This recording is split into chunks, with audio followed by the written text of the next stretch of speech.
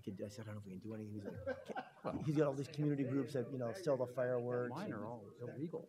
Oh, really? Oh yeah, yeah. Unincorporated LA County, right across. His are legal, but they're just such huge revenue streams for the cities. Right? That's what it is, and he said, "Can't we?" Millions. It is all this. He wants some type of.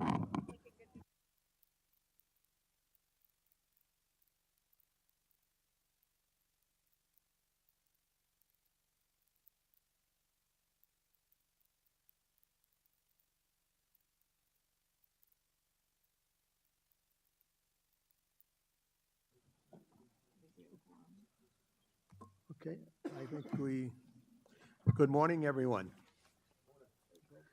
I'd like to call the governing board meeting of South Coast Air Quality Management District to order for April 6, 2018. By official time, it's 9:02. I'm going to ask Mayor Mitchell to lead us into the Pledge of Allegiance, please. Please stand, place your hand over your hearts, and begin. I pledge allegiance to the flag of the United States of America and to the republic for which it stands, one nation, under God, indivisible, with liberty and justice for all.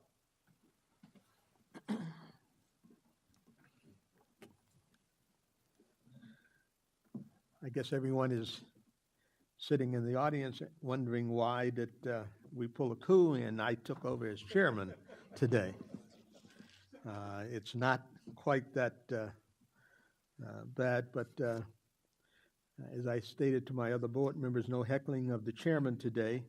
Dr. Burke is watching on TV and on his iPad. He has unfortunately been kind of stricken with a cold, and it's a little more severe than that, and wasn't able to come in today. So we all has basically agreed to sit in for them, and everyone has agreed to help me see through this event of today. So bear with me, and let's get it on. There any comments from any of our board members? Yes, Mr. Chair. Yes. Not a comment, but since we have 3 of our board members not here today, I would move that we continue item 18 and 23 until the May meeting.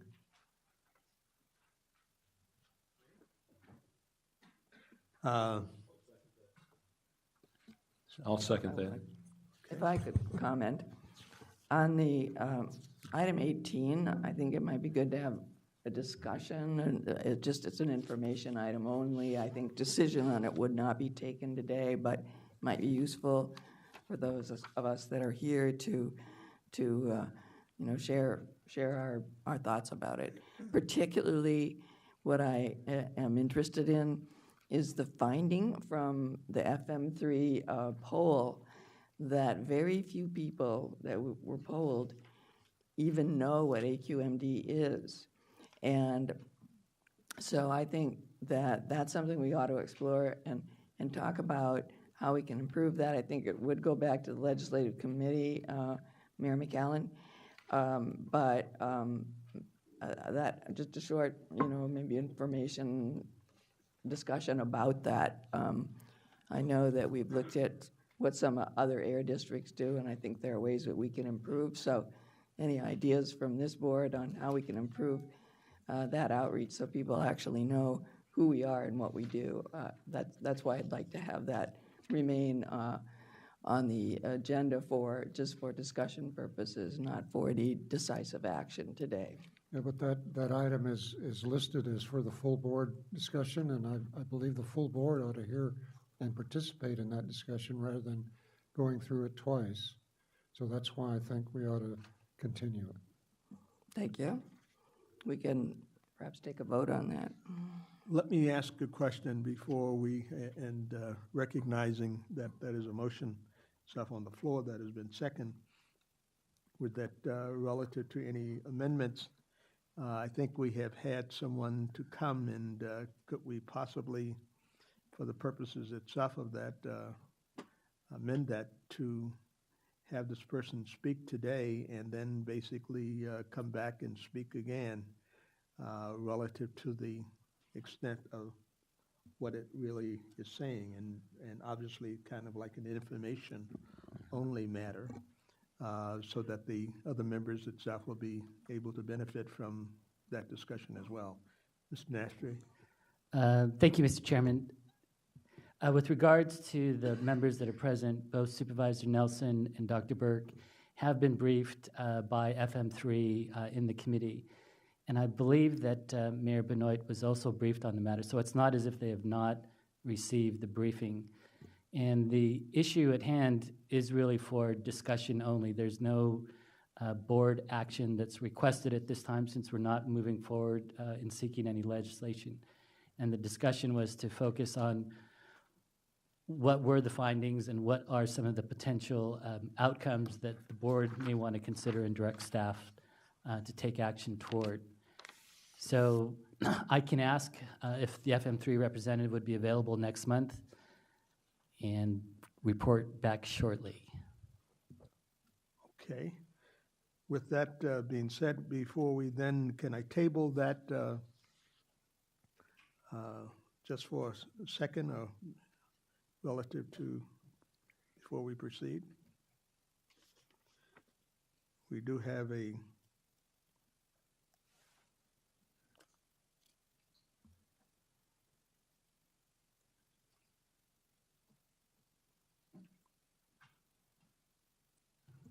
I'm back.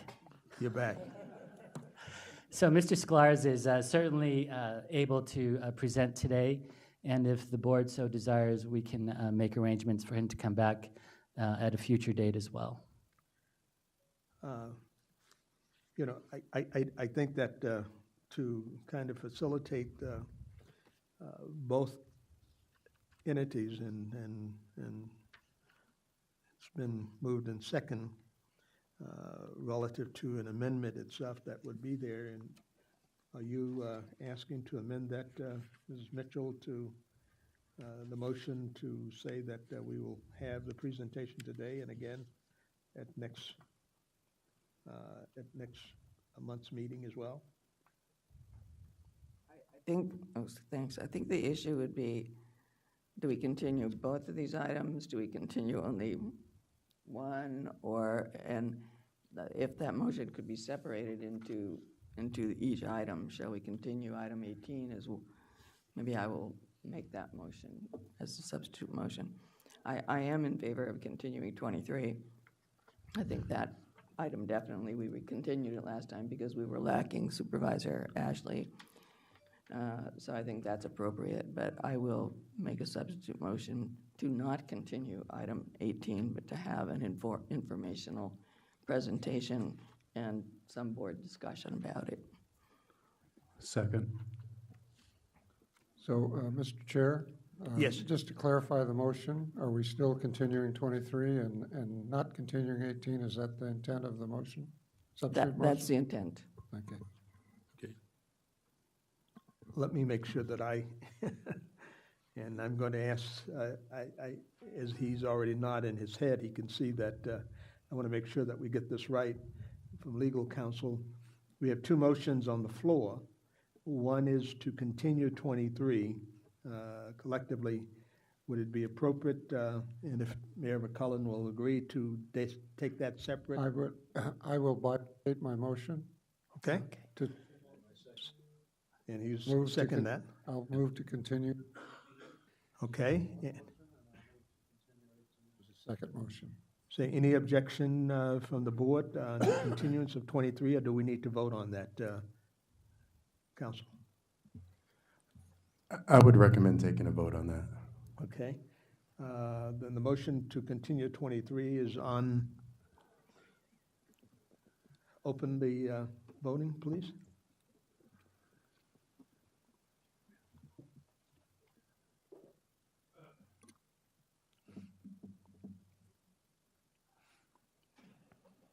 Okay.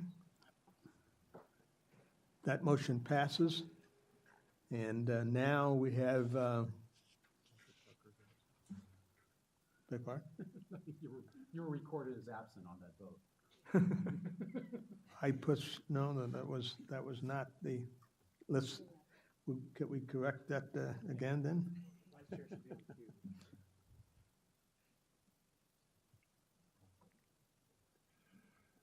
Vote again? So what are we voting on now? We're revoting? Yes, we're revoting, yes. to try to get Dr. Parker's vote Okay. in. We've been adjusting the voting machine here.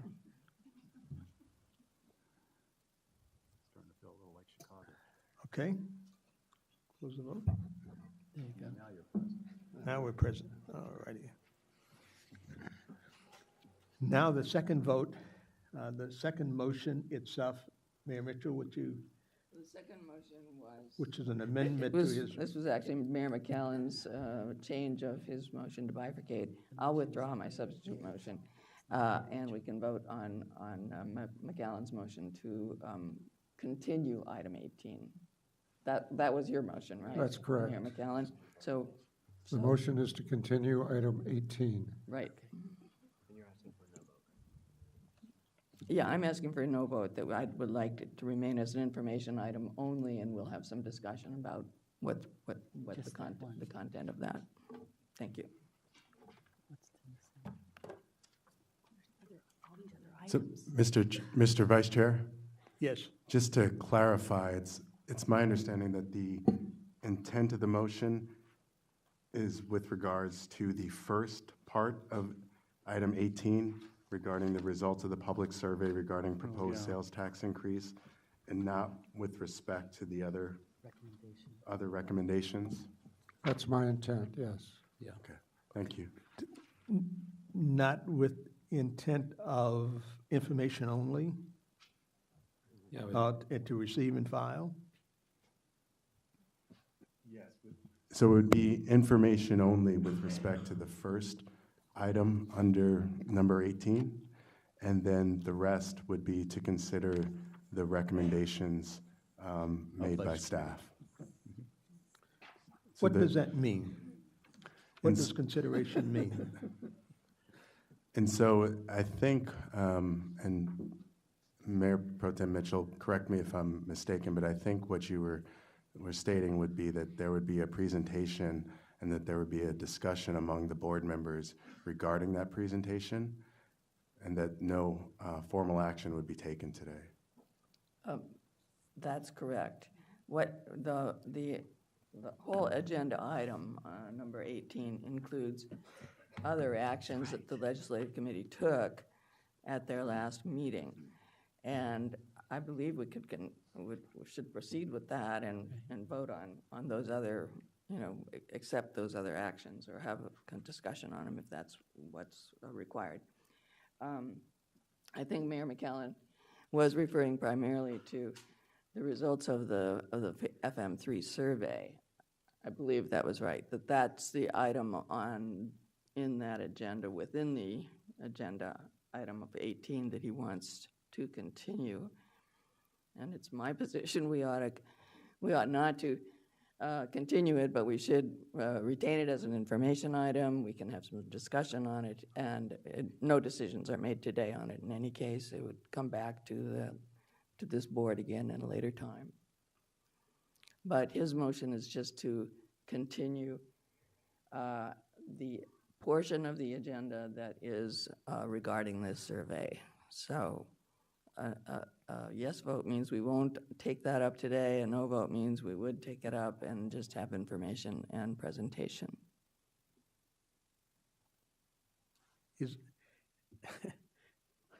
Okay, just for clarification, and we've had a lot of statements. Your motion is that we don't even hear anything at all about this particular item today at all? Or do we hear about it and then basically continue it for any other kind of consideration or recommendation at a later meeting?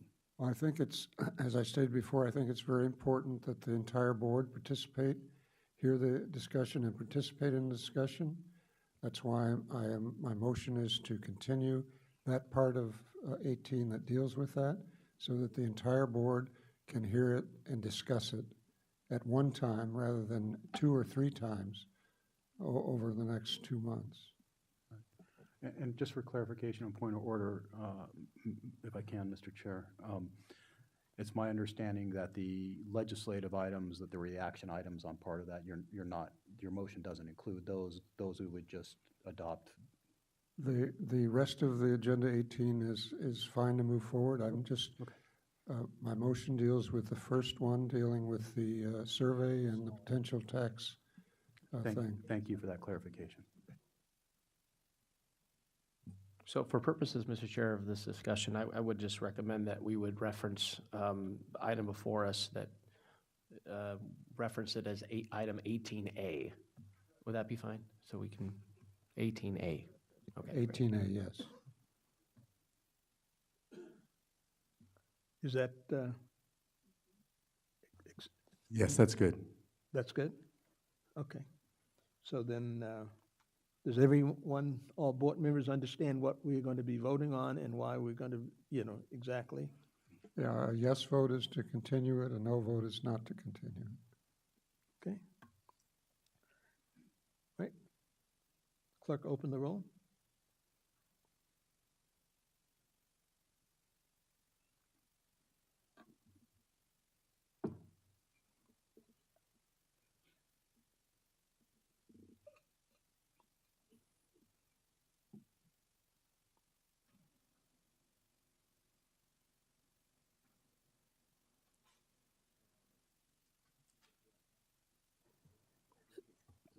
So the motion doesn't pass, Okay. So then. and we you will- hear it. We will hear the,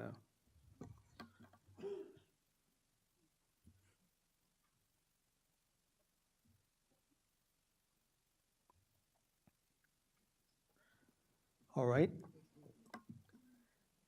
Then I think that our next order of business itself will More be. comments. Go, I'm sorry.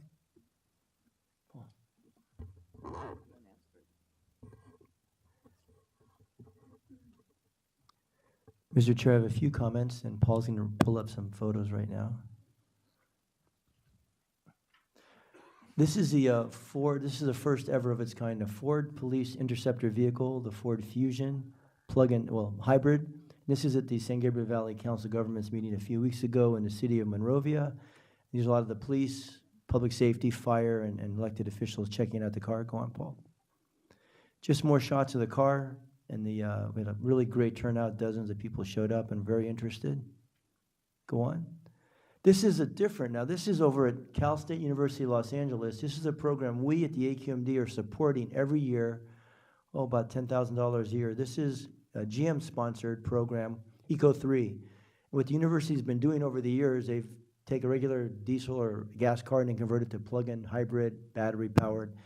This year, at our suggestion, we asked them to do it. They're doing the Chevy. What is that? The Chevy Camaro. That's right. That's the Camaro, and they're going to convert it to a police application pursuit vehicle.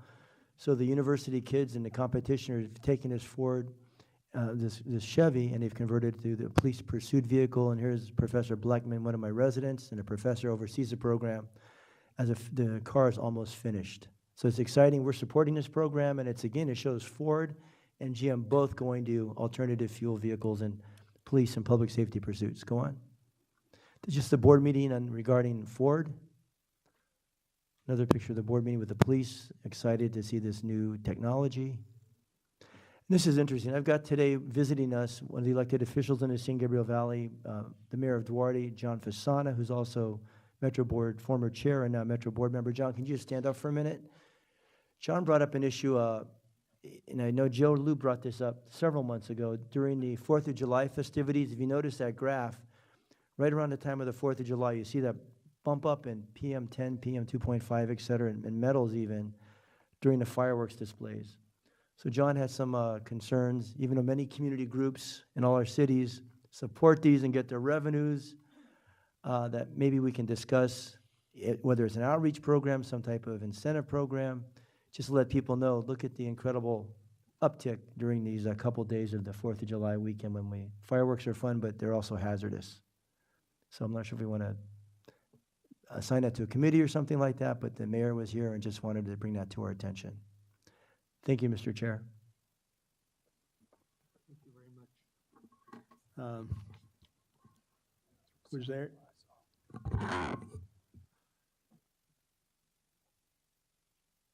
I'm sorry.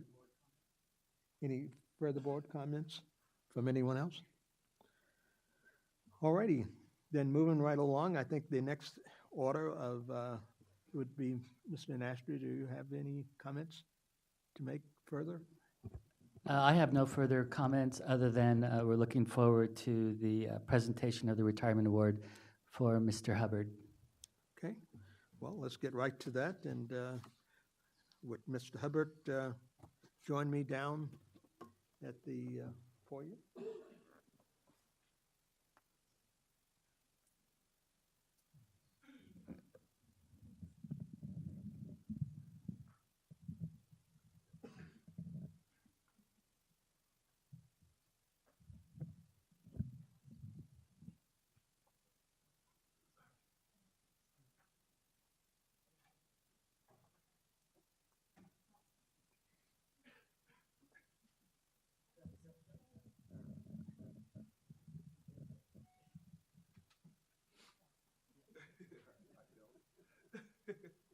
Welcome, welcome. Well, thank you much. I've seen Mr. Hubbard and on many occasions of walking around in the building for the last 7, 8 years that I've been here, and today I have an opportunity to give him recognition for the work that he has done here at SCAQMD for the last 35 years. And a half.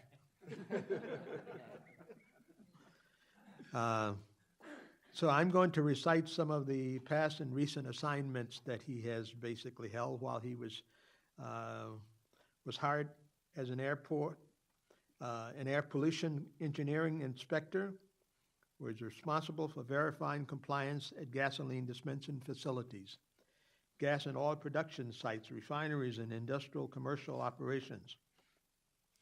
Phil was promoted to the position of case disposition investigator. Given his innate leadership traits, Phil was soon promoted to senior case disposition investigator and then to supervising investigator. During those assignments, Phil honed his investigative and report writing skills and was again promoted to his most recent assignment as an air quality analysis and compliance supervisor, overseeing the refinery and energy team in compliance and enforcement. More recently, Phil coordinated blue sky inspections at refineries, assured reclaim audits were completed on time, and collaborated with district staff and outside agencies to resolve complex air pollution cases. So therefore, on behalf of the board, we'd like to express our heartfelt thanks to Phil for his many contributions to the district's clean air goals. Wish him well in his retirement. Phil plans to golf, salsa, dance, and feed the homeless in every state throughout this retirement years. That's a completely big task, Phil. Phil plans to cruise through the Panama Canal on his way to Cuba and back around Cape Horn this summer. You're going to see one of the most exciting things of the world in the Panama Canal. I had an opportunity to be there, to go through and go up and down on the ships. That's a very exciting experience. And I'm quite sure also, as I worked in the refinery business myself for many years, of climbing up on top of tanks and watching crude oil itself go in and out of those refineries is also very exciting, but you'll see that also as you basically go down to the islands. Again, with this, we'd like to give you our little token of appreciation for 35 and a half years of service that you have dedicated to the district. And thank you very much, and I'm quite sure we all are going to miss you a lot.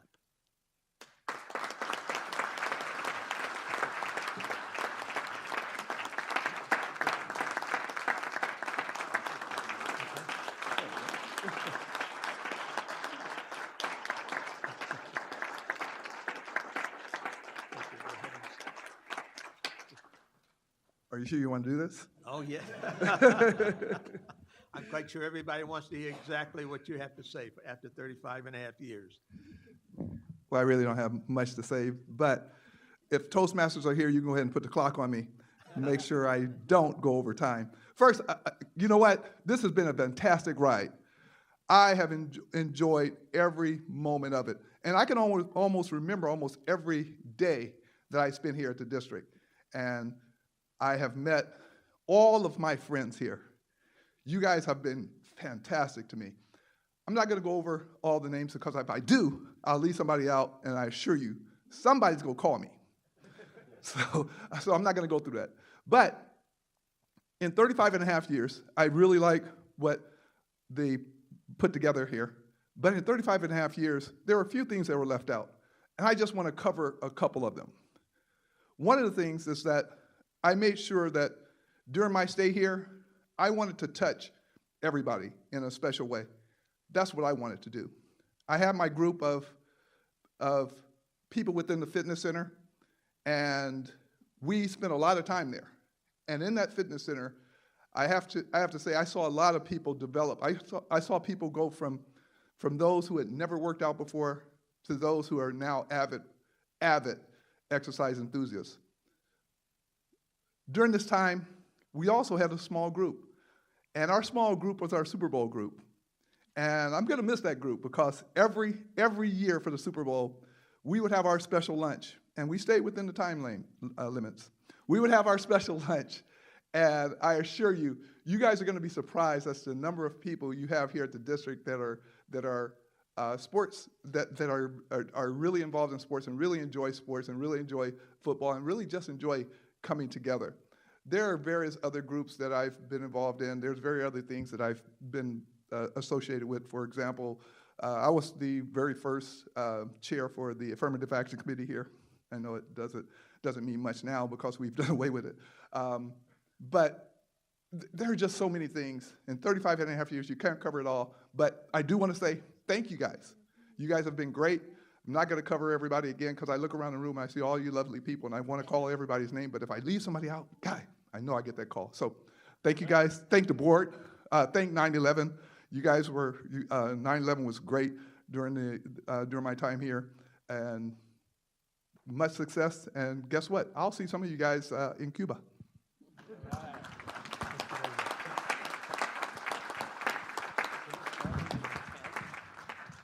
Thank you very much. Thank you guys. Thank you, board.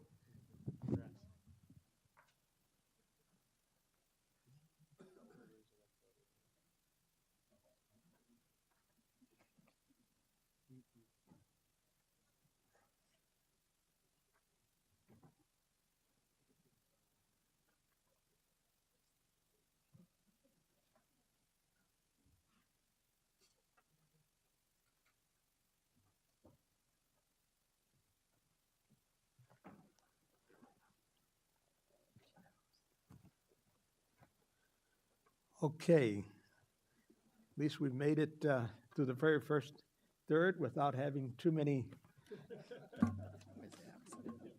mishaps, as Ms. Mitchell has just now reminded me. Now we get down to the exciting portions of our calendar, of our agenda. Okay. We have consent items 1 through 15.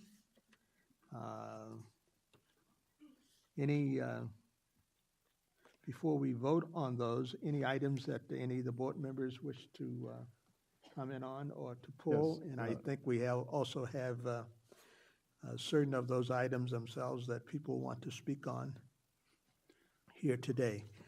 I think I see an item here for consent item number, not consent, but item number 23.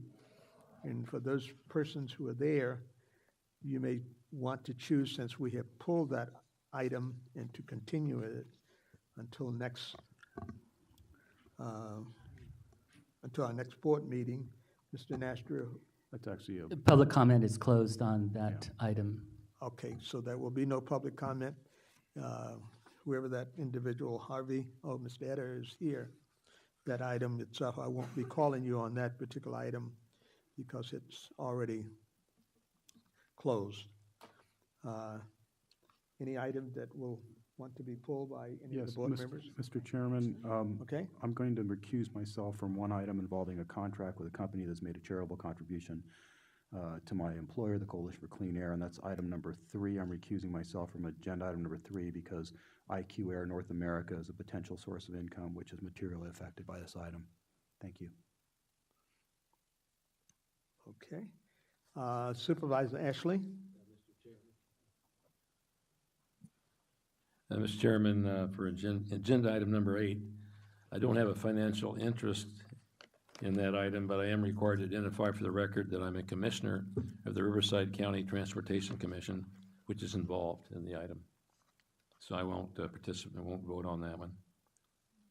I will be voting, but I can vote, but I just have to disclose that I am a member of RCTC, Riverside County Transportation Commission, but I will participate. All righty. Ms. Mitchell? I don't have a financial interest in items number 3 and 5 on our agenda, but I need to disclose that I'm a member of the California Air Resources Board, which is involved in those items. Okay. And Mr. Cacciodi? Mr. Vice Chair, thanks. I just want to pull item number 5 just for a few questions for staff.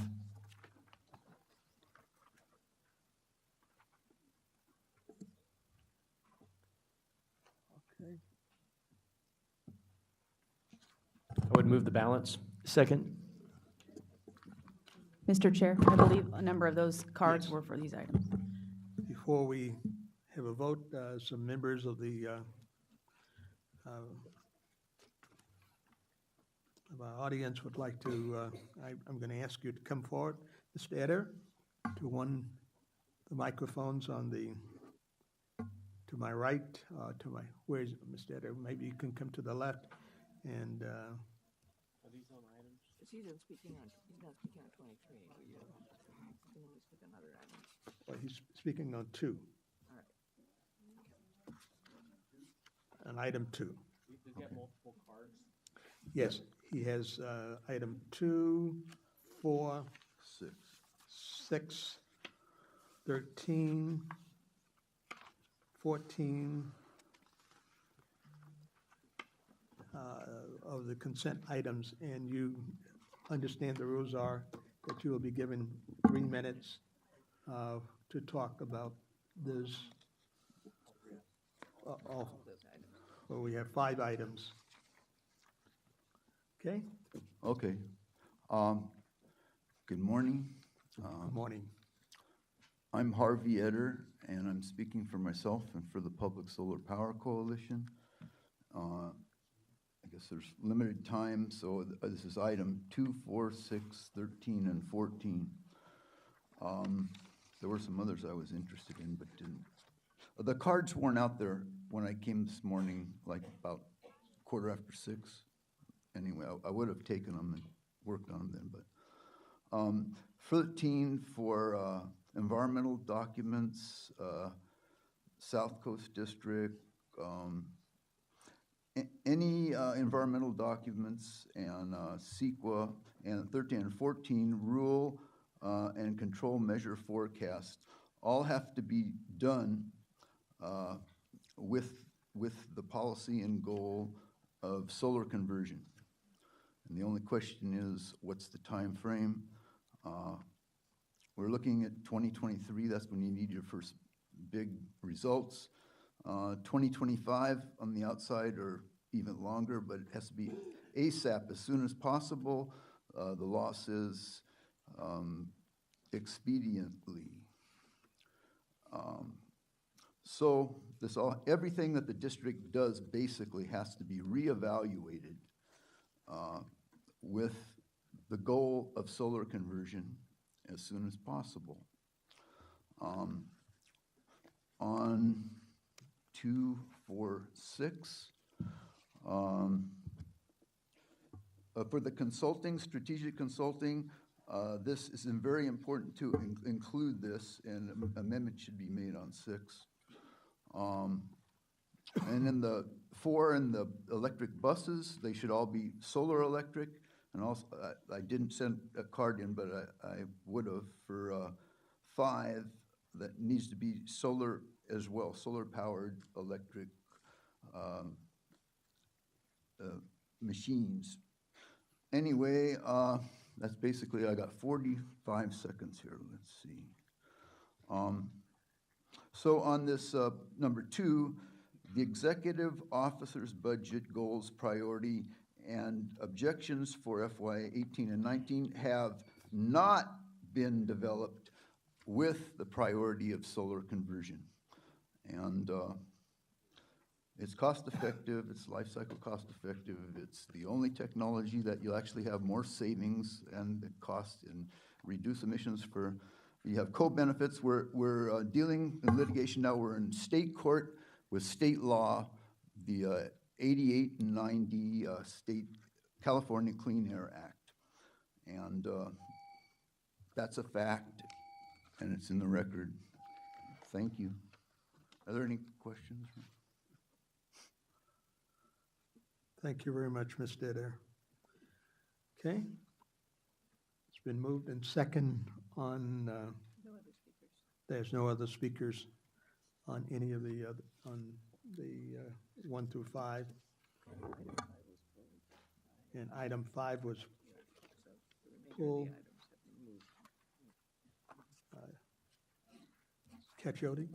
Item 5? Yes. Yes, item 5 is the recognizing revenue for the Commercial Electric Lawn and Garden Equipment Incentive Program, which we've been going. We just got the large grant from EPA for over $3 million. And I just wanted to check with Matt. I want to thank Matt and Fred and staff for really making this program happen for school districts, for communities, schools, environmental justice areas.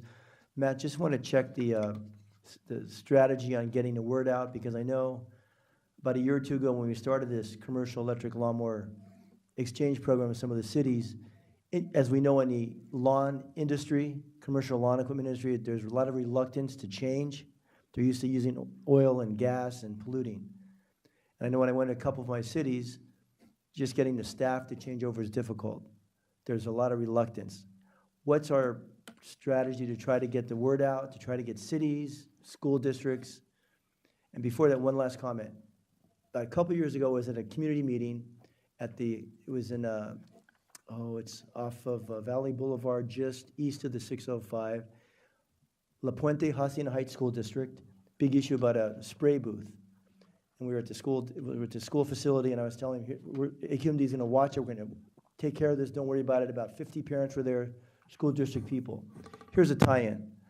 I was at this large facility of a school, and I looked out and I saw this massive yard out there, and I asked the facilities people, I said, so what type of equipment do you use to cut the grass? She said, oh, we've got the largest school district in the San Gabriel Valley, and we use diesel-powered lawnmowers or diesel riding lawnmowers. And I said, excuse me, let me interrupt the meeting. That spray booth is going to emit this much. All that lawn equipment that's cutting the grass while your kids are in school and the teachers are sitting there is 10 times worse than that little spray booth that you're concerned about over there at the furniture store. And I don't know if they ever followed up. I say, we got this program, but how can we encourage, I know our city's done it in South Pasadena, but I've got 2 mayors here from the city of Duarte and the city of Pomona back there, Tim.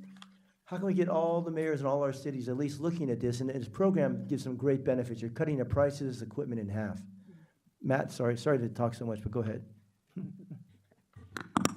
So when we presented this in committee, we had already outlined some of the things that we were going to do, and I'll just outline that further. And then we had some pretty good suggestions from Supervisor Solis. So first of all, we have our GEO staff goes out to all of the COGs, city councils, and they normally do the outreach for us in those venues. So that's one thing that we're going to continue to do. Another thing that we are relying on is the vendors themselves. If you notice, some of the equipment vendors are big names like Makita, for example. And those that operate out of big box stores. And so we're asking them to do outreach. We also have targeted e-blasts, so we'll do email outreach and look at targeting parks, cities, recreation centers, for example. And then finally, what Supervisor Solis had asked us to do is look at, can we get onto the local cable channels, because cities do use that. And so we're looking at that and some of the pricing, and we would have to develop some type of PSA, so there may be a cost associated with that. And then she also suggested radio advertising, which can be quite costly. So we're looking at all those venues. And in different languages as well. Great. And you know, for example, in South Pasadena, probably John or Tim, I'm not sure in your cities, in Pomona or in Duarte, or the cities here, we hire an outside contractor to do our lawn maintenance of our parks, but we put in that contract several years ago. They had to transition from one park, which was our large signature park, Garfield Park, 10 acres, 1 year. Then in the next 2 years, we transitioned the entire city and then our golf course to be maintained by all electric lawn equipment. So, so how would a city or county or other agency do something like that where they contract with somebody else? Can that vendor still get that?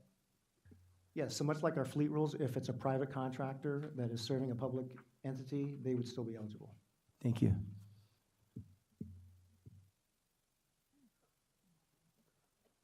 Okay, Move the item. all right. So, Mr. Chairman, we've basically got two motions on the floor right now. Maybe would Councilmember Buscaino amend his motion to include all of the consent items for approval? Do them all together, yeah. Yep. Okay, any objection? Yeah. Hearing none, then items 1 through 15 approved. Now we move to our receive and file with the exception of 18. 18A.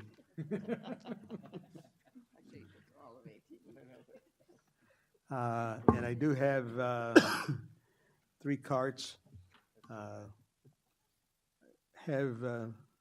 First, Mr. Eder, may I ask for clarification, since we had bifurcated those probably subsequent to your turning in your cart.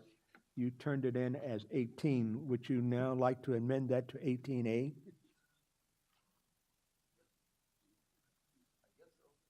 Okay, then would you come down, please, and then would Mrs. Zane, Denny, come to the other microphone, please?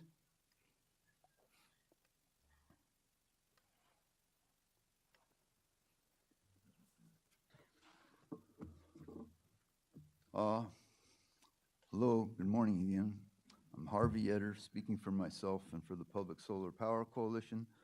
I haven't read the whole thing, but just on the top here, you've got different bills, agenda item recommendations.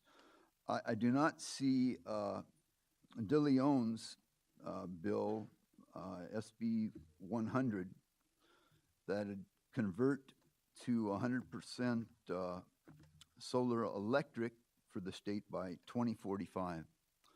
And I think this is extremely important, and it's important to get the different cities and counties that are represented on the board to include supporting this.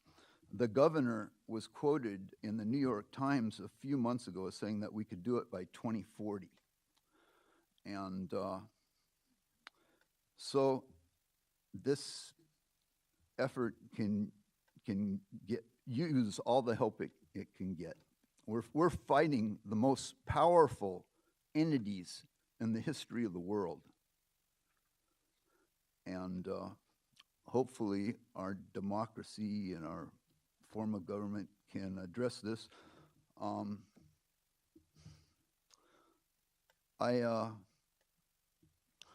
was listening to the words of Neil Young's Rockin' in the Free World, and he's added in 16 and 14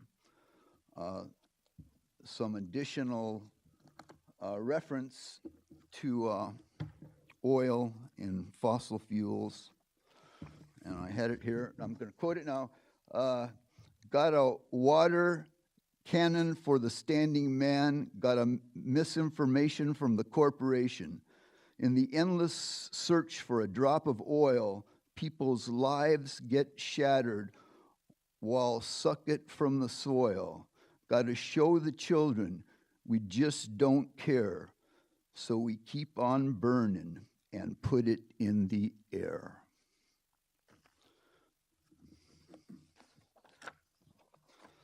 I'm an old, rocker, and I remember 4 dead in Ohio. I was looking at that recently, and 3 out of 4 of those people that were murdered, well, first of all, 2 of them were bystanders. They weren't even in the group, and they were Jewish, 2 women and a man. Anyway, I think we got this. Listen to the poets and the artists like Mr. Young, and that he should get a Nobel Prize as well. Thank you. Thank you very much, Mr. Eder. Would Eli Lipman come to the available microphone? Mr. Zane? Yes, good morning, members of the governing board. It's good to be here again. I remember in the 90s coming here, a different board at that time, and working together to create the Carl Moyer program, which is, I think, turned out to be one of your most successful programs for helping to clean air here in Southern California. And what I see in this discussion about a poll over a potential ballot measure is an opportunity to take the Carl Moyer program, that type of program, to greater efforts. Because as we know, we have limited regulatory authority, and in your 2016 air plan, it was clear that you were going to need significant incentives, especially for heavy-duty diesel vehicles on and off-road technologies. The scale that your plan said, about $1 billion a year, may only be available if voters approve it. There may be little other option. I was very encouraged when I read the staff report and saw the results of the polling here, because it gives you, I think, a real path forward to look forward to. One, it certainly suggests that you have a strong majority on the core issue of sales tax for clean air, but it also shows that there's strong support among voters, over 80% in many cases, for investments that are specifically about clean trucks, that are specifically about clean buses, and rolling out infrastructure that has an air quality nexus, by which I mean infrastructure like Metrolink, infrastructure like the goods movement infrastructure, where investments can contribute to an improved air quality outcome for the region. Now, of course, that could only happen if the legislature were to authorize it, but I think it's encouraging to see that there is a path forward that could, in fact, I think, lead to victory. I think you should also ponder, as you think about this going forward, I know this is a longer-term discussion, but there may be, in fact, other revenues that you might want to consider in order to ensure that the public, the voting public, knows that the polluters, et cetera, are paying their fair share of the effort to help clean up. It's not just on the sales tax, but it might be on other revenue sources as well. I've done a lot of campaign work. I'm confident that if you were to have a well-crafted measure, that we could find 2/3 vote in your district, in this basin, for what would be an historic effort, really, to finally clean the air in Southern California and really, in effect, show the world that it can be done and how it can be done. I think you're in a very blessed position to have the opportunity to play a leadership role in creating such a measure. You should be thankful. Thank you very much, Mr. Zane. Mr. Lipman? Thank you, Vice Chair, and thank you all. I'm Eli Lipman. I'm also with Move LA, but I come to this work from a very personal perspective. I live way too close to 2 of the busiest freeways in Southern California. I have 3 young children, and I sort of think all the time about the impact that it's going to have on them when we go to our local park, which is right next to the freeway, as well as all the kids and all the people that live in my particular neighborhood. And so when I read the air quality management plan, and I actually read it cover to cover, I'm sure you all ingested it as well, and everybody here has read it too. I was just excited to see that there was a real plan to address toxic air pollution caused by mobile sources. Because before that, there really doesn't feel like it. It's a huge problem, and we have to As the gentleman earlier said, quoting Neil Young, we have to stop burning and putting it in the air. So we need to find the funds for this plan, and I think that's really your job now, so that we can implement and accelerate the deployment of zero and near zero emission vehicles. So I really do think that I hope the discussion goes well today. I hope you consider the idea that we should give voters the chance, the opportunity to give this their thought and their input in an up and down vote. But beyond that, I think we should address other regional issues, goods movement, Metrolink, the ports. I think as Chair Burke said at the Legislative Committee, we all need to have a say in this. I encourage you to make this a really public process so that communities of impact, labor, business are all involved. And I also encourage you to make sure everybody has skin in the game, that polluters pay their fair share for the harm that they've caused. So I'm looking forward to the discussion today, and thank you very much for including it on today, or considering it in today's item and not continuing it. Thank you. Thank you very much. I think that's the end of our public speakers. Mayor Mitchell. Thank you, Mr. Chair. I wanted to retain this on the agenda for item 18A, because I think it merits some the information sharing here among our board, but also some discussion of it. One of the striking things, as I mentioned earlier, about the FM3 survey was how the public, the vast majority of the public answering these questions, didn't know what this agency was or what it did. You have that on one side of the balance sheet. On the other, you have that a majority of those people who were polled are interested in air quality and want to see improvements in air quality.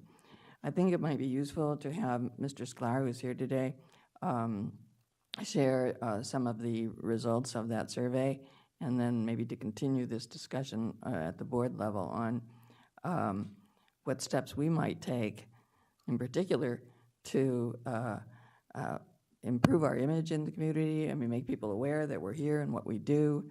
And that is kind of a priority for me at this point as chair of the Ledge Committee. So, Mr. Sklar, please go ahead.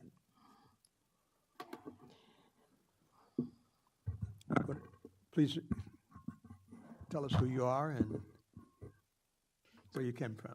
Good morning. Thank you, board members. My name is Rick Sklars. I'm a senior vice president with the firm of Fairbank, Maslin, Mullen, Metz and Associates, or better known as FM3. We're a public opinion research firm. So I'm here this morning to present a summary of the survey we did. It's somewhat truncated, trying to be relatively comprehensive without being overly so. So I will start moving into the presentation, and then we'll be happy to answer any questions you may have. So I just want to kick off by sort of giving you a preview of what we're going to go through, some sort of narrative to guide you through as I get into data and numbers so they have some context for you.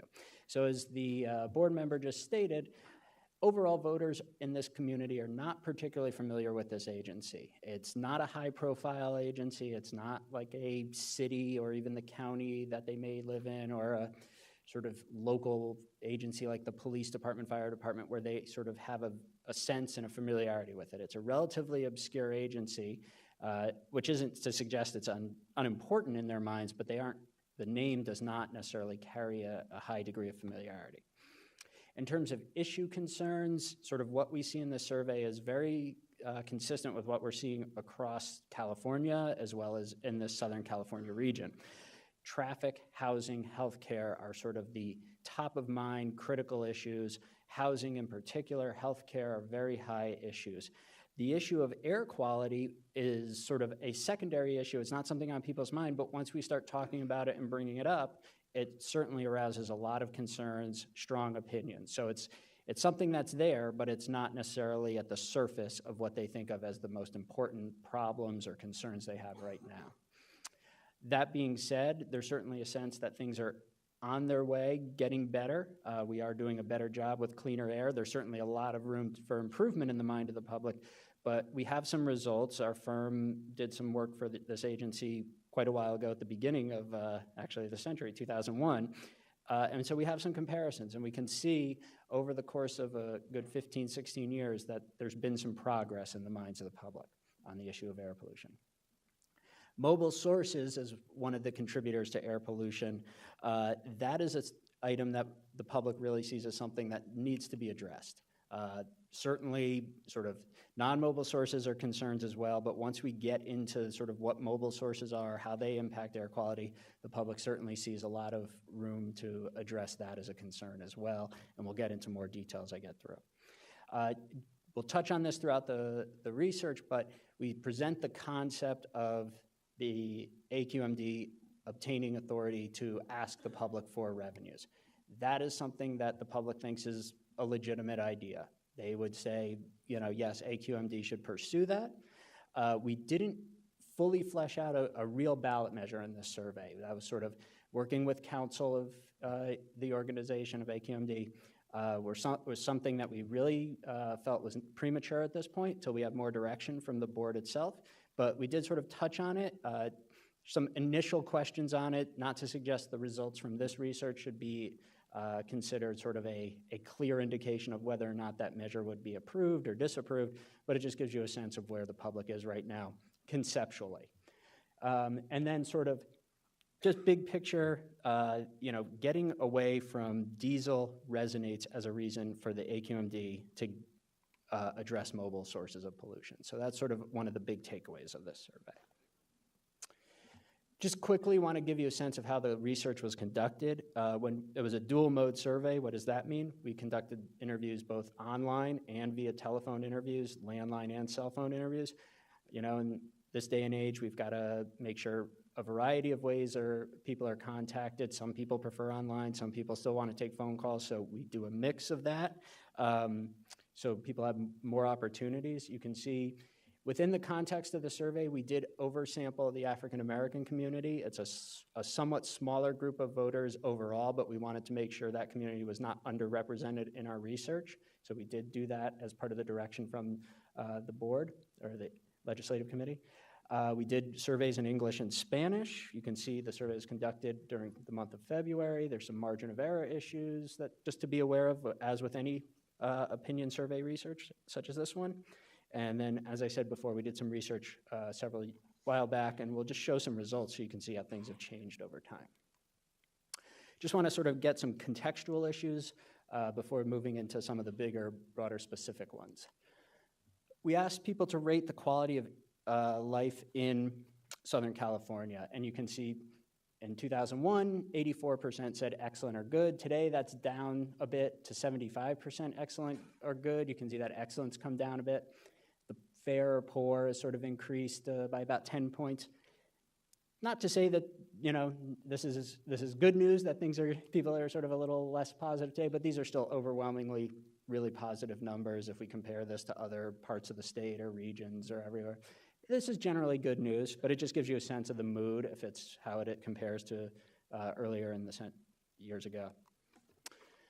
This just gives you a sense of who's feeling better or worse in this community. So you can see Latinos and Orange County voters sort of feel a little more positive than the rest of the district.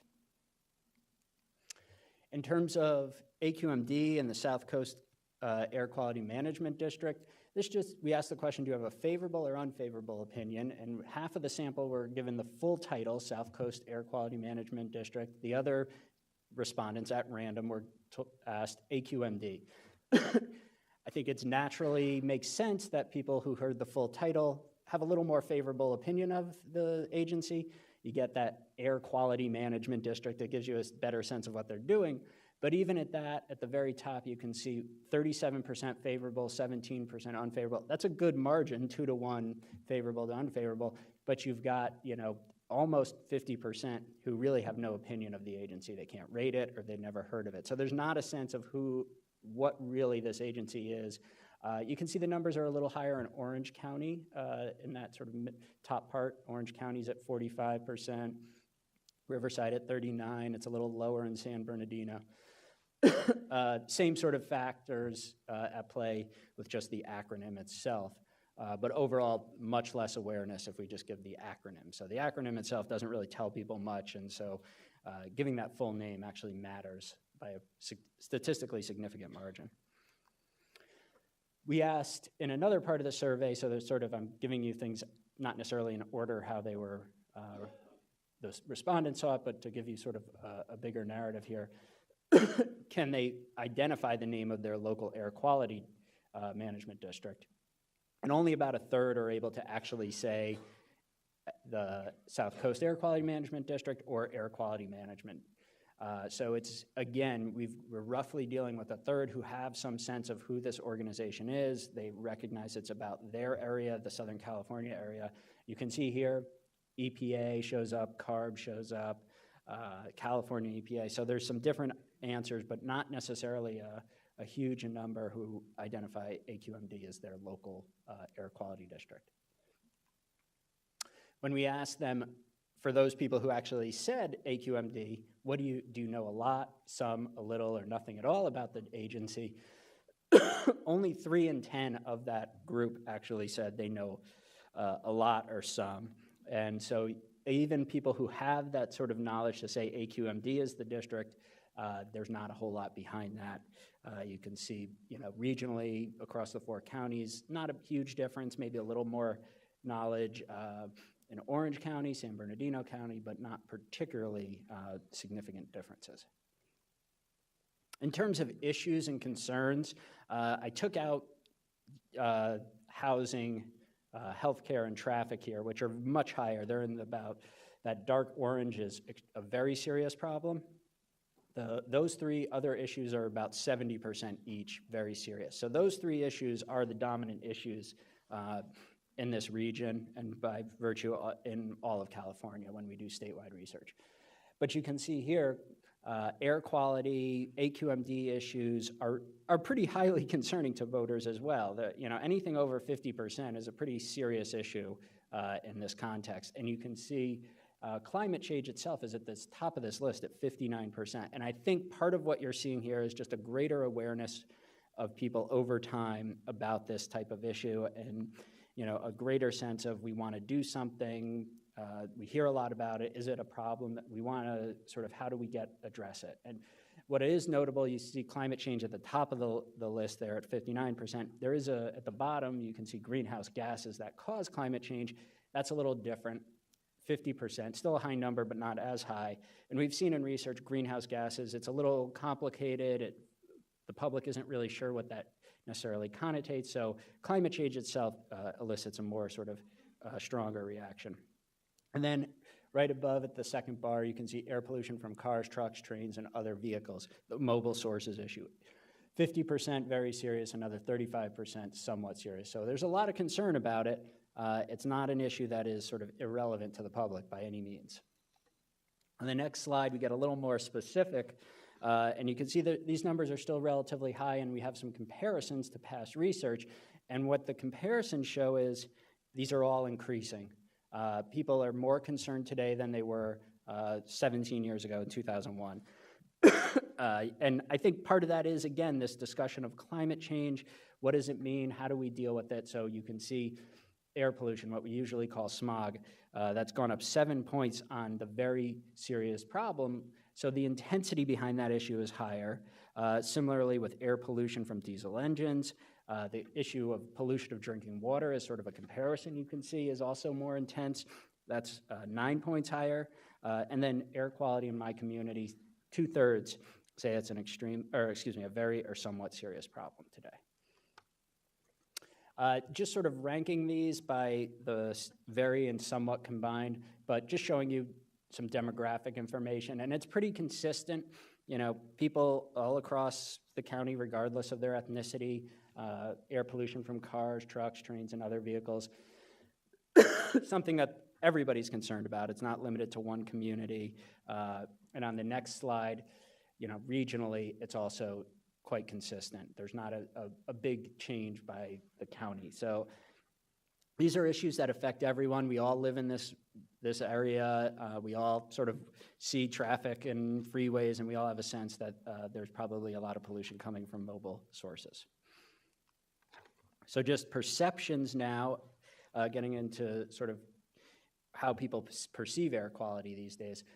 Again, what we're seeing is things, as they are more concerned today about air quality, they do think progress has been made when we compare it to 2001 research. So today, 39% think the air quality over the last few years has gotten cleaner. So that's the good news. 22% say it's dirtier. So 34% about the same. So there's still clearly a lot of work to be done, not saying this issue is addressed and solved, but you can see when you compare it to 2001, the margins are better. In 2001, there's only a 7-point margin for cleaner versus dirtier. Today, that's now a 17-point margin. So people do feel a little better today than they did, 17 years ago, but it doesn't suggest that more shouldn't be done. And the same is true basically for all of these. The margins are getting better. You can see we asked about the future, and people don't necessarily have a lot of positive perceptions of the future. They're about evenly split on whether things will get cleaner or dirtier. But again, when you compare them back to 2001, the margins are better. So today, a third say in 2030, SoCal will have cleaner air. That was only 22% in 2001. So the perception of things getting better is on the rise. There's still quite a lot of work to be done, as people still feel pretty pessimistic about their future, both regionally and in their own communities. In terms of what is causing the air quality issues, or what is the worst aspect of the air quality, it's public health by far. We saw that in 2001 and again in 2018. 3/4 of the voters in this district feel health problems caused by air quality issues are the biggest problem. That's the worst effect of it. So you can see there, by far dwarfs any other issue on here. We didn't ask climate change in 2001, maybe not on the public radar yet, but only 15% today are saying it's the worst cause, but 38% are saying it's the second worst aspect of air pollution. Concerns about plant life, that seems to be down a bit from where it was in 2001.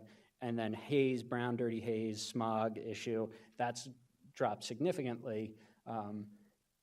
So it seems to be that issue has sort of become less of a concern, but we haven't really seen any progress made on the health problems. So people are still saying that is clearly the worst aspect of air pollution.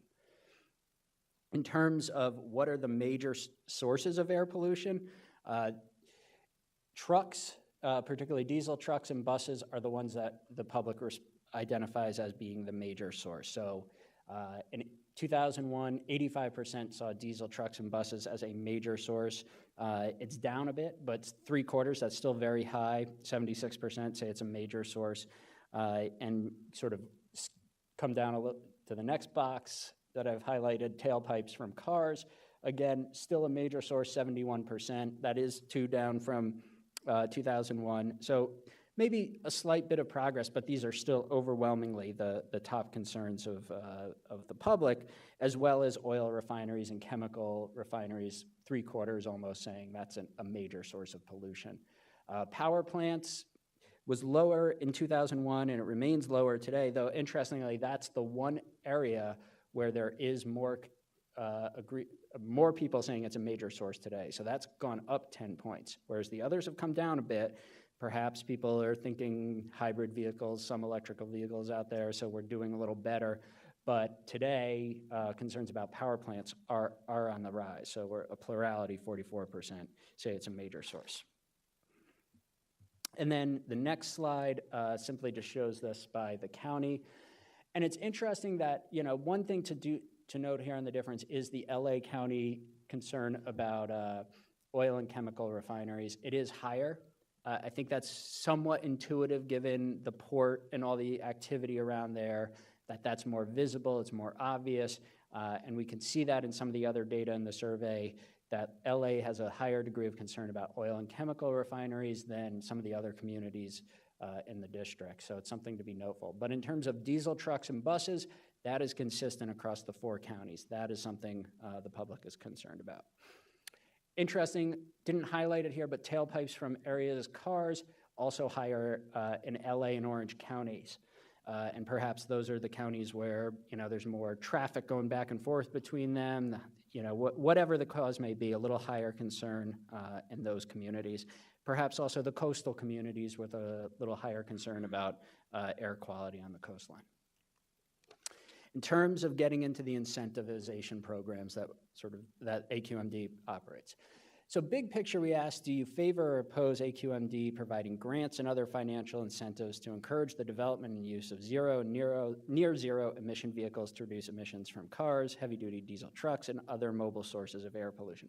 This was the first question asked of this. We'll get into the sort of mechanisms and funding sources in a minute, but this concept in and of itself, overwhelmingly positive reaction from the public. Yes, this is something AQMD should be doing. You've got 80% who favor it, just 13% who oppose it. Within that context, strong intensity, 57% strongly favor this idea, just 9% strongly oppose it. So this is an idea that the public is behind, broad bipartisan support, regionally supported. It's something that's almost non-controversial in any way, this concept, given in this manner. Then provide some background information so they understand sort of AQMD's process, how it addresses clean air issues, how it plans to meet its various requirements.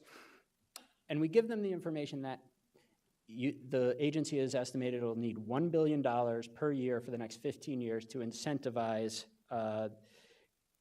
trucking companies, et cetera, to switch over to clean technologies, to reduce emissions. We gave them the information that the legislature approved $300 million for this last year, but there's no guarantee of funding continuing for the future or to even potentially get close to that estimated $1 billion per year that the agency said it needs. So with that background, we then ask the concept of, would you favor or oppose the AQMD asking the state legislature for authority so that the agency could seek funds at the local level to fund these incentive programs? Again, this first question can see pretty strong support for this idea. 65% favor it, 26% oppose. Again, you've got a better than 2-to-1 margin at the intensity level with over 4 in 10 strongly favored, under 2 in 10 strongly opposed. So you start off here, public sort of feels this is an appropriate action. It's not something they off the bat feel is wrong. And I just want to give you a sense of demographically what you've got here. So there isn't a huge gender gap. Often in these types of issues, we can see a gender gap. You can see men are a little stronger on the opposed. That darker orange is the strong opposed. So men are a little more opposed, but fundamentally there isn't a huge difference. Both are supporting it at over 60%, this idea of getting legislative authority. Partisanship, this is something where we do see a separation. It's not surprising inherently. Democrats more sort of willing to accept local financing options. Independents are pretty closely aligned with Democrats in this research, whereas Republicans are clearly opposed at a majority of 52%. But that's just sort of a natural demographic breakdown of the partisan affiliation. By age, you can see there's really strong support for this concept among the millennial generation, 18 to 39s. 73% of them favor the legislative route. Support comes down to about 6 in 10 for the rest of the electorate. You sort of break that into gender and age, you can see support really spikes among the younger women. It's high among young men, 69% favor it, but among the younger women, we're at 77%. And women overall are a little more supportive than men throughout this research.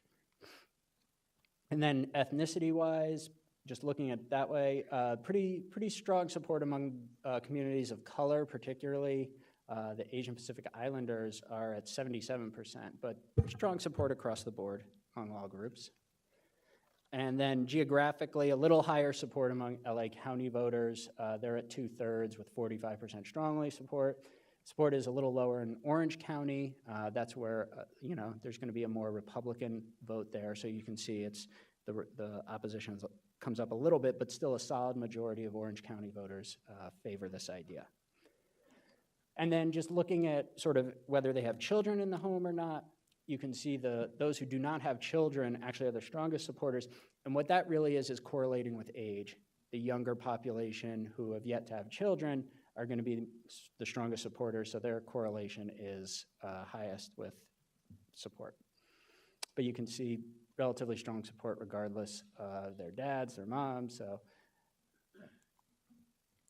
Then we did ask the sort of conceptual tax concept. Would you support a local sales tax by 1/4 cent to fund these programs?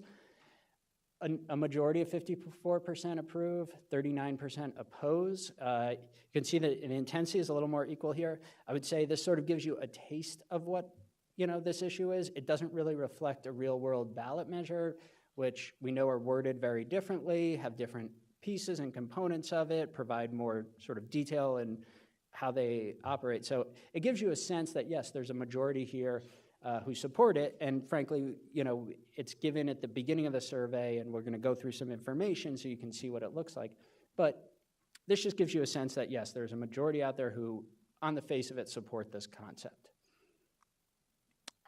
In terms of incentive programs, what people support as they talk about what these funds could be used for, the school buses in particular are something that elicit the strong reaction. You can see over 60% strongly support using incentive programs to replace school buses with zero-emission vehicles. And I think part of that is concern about health, child health care. So it's a reflection of if the top priority being children's health care. And so that's something that really elicits a strong response. But frankly, all of these items here are highly supported by your community, this region, whether it's upgrading Metrolink commuter rail systems, trying to do something at the ports to make their emissions less impactful. So there's lots of different options that the public supports in terms of what should be done to incentivize use of zero, low-emission vehicles. These are just additional items, and you can see a lot of them test quite well. We sort of put a barometer. If something's testing at over 50% strongly support, as all but one of these items are on this page, that's an indication that there's a lot of support for them. And you can see, it's pretty consistent, strong support across the board, regardless of ethnicity.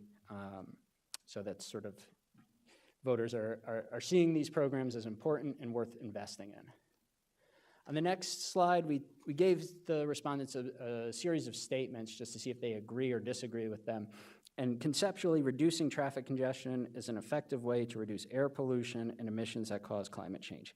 84% agree with that statement. So the basic concept of what the agency is trying to do, what the district's goals are, the public buys into. And it sort of gets back to, they don't know much about what this agency is top of mind, but they agree with the goals of what the agency is trying to do. So the connection between who AQMD is and what they do may not be there in the minds, but the public supports the goals and the purpose of the agency. In terms of switching from diesel trucks to other low-emission vehicles, that's something the public agrees with. 83% agree it's an effective strategy to deal with emissions that cause climate change. So there's a lot of issues here that the public buys into, and a lot of them also relate to healthcare. And what's worth noting, and it's a lot of text on the page, and I know it's hard to sort of navigate it, but there's several here that are related to climate change and sort of parallel with healthcare or health quality and climate change. And what we see in this research is that issues of healthcare, of air quality for health benefits elicits a more positive response than talking about climate change. So the concern about healthcare and air quality is something that voters and the public feel more deeply at this point than climate change. Not to say climate change isn't a concern, but it's definitely something that doesn't get as strong of provocative reaction. Did want to get into some sort of public communications that we tested, and these next several slides sort of lay out why AQMD wants to invest in incentive programs.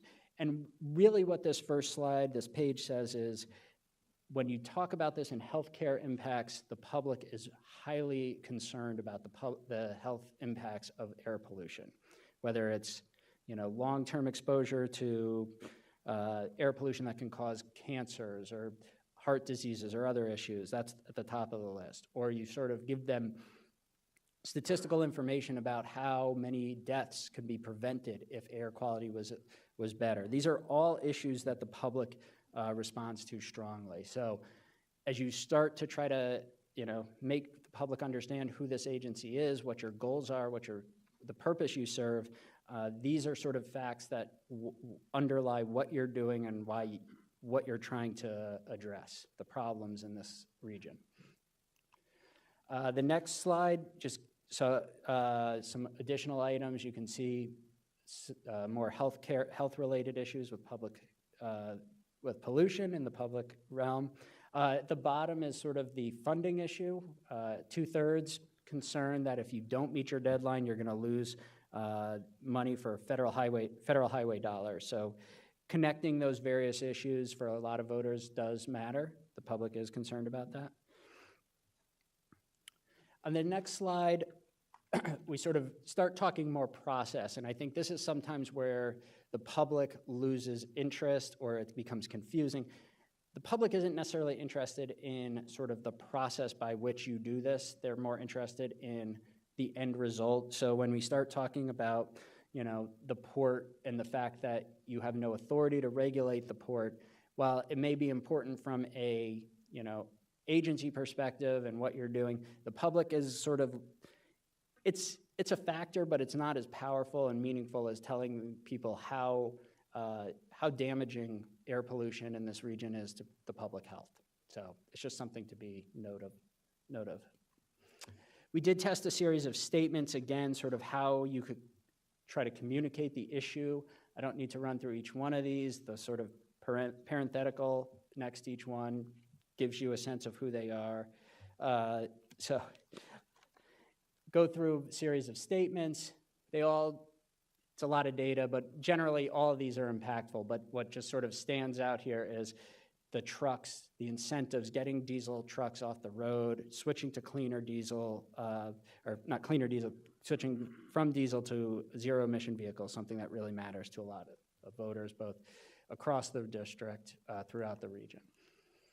We did test some negative statements. I'm trying to speed through this, but you can see they're generally sort of concerns about taxes and issues. And we just sort of walk through that and sort of try to get a sense of where the public is. So if you remember back the concept of funding incentive programs, we start at 65% in favor, 26% opposed.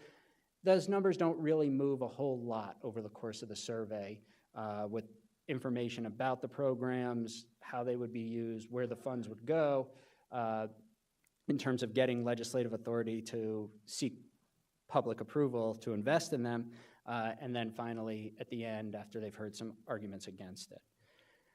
And then, again, this is sort of the concept of the quarter-cent sales tax that we tested. So, again, we're at about a majority, but this is something that needs to definitely be explored in more detail in future research if the board moves forward. And so I will conclude there and take any questions you may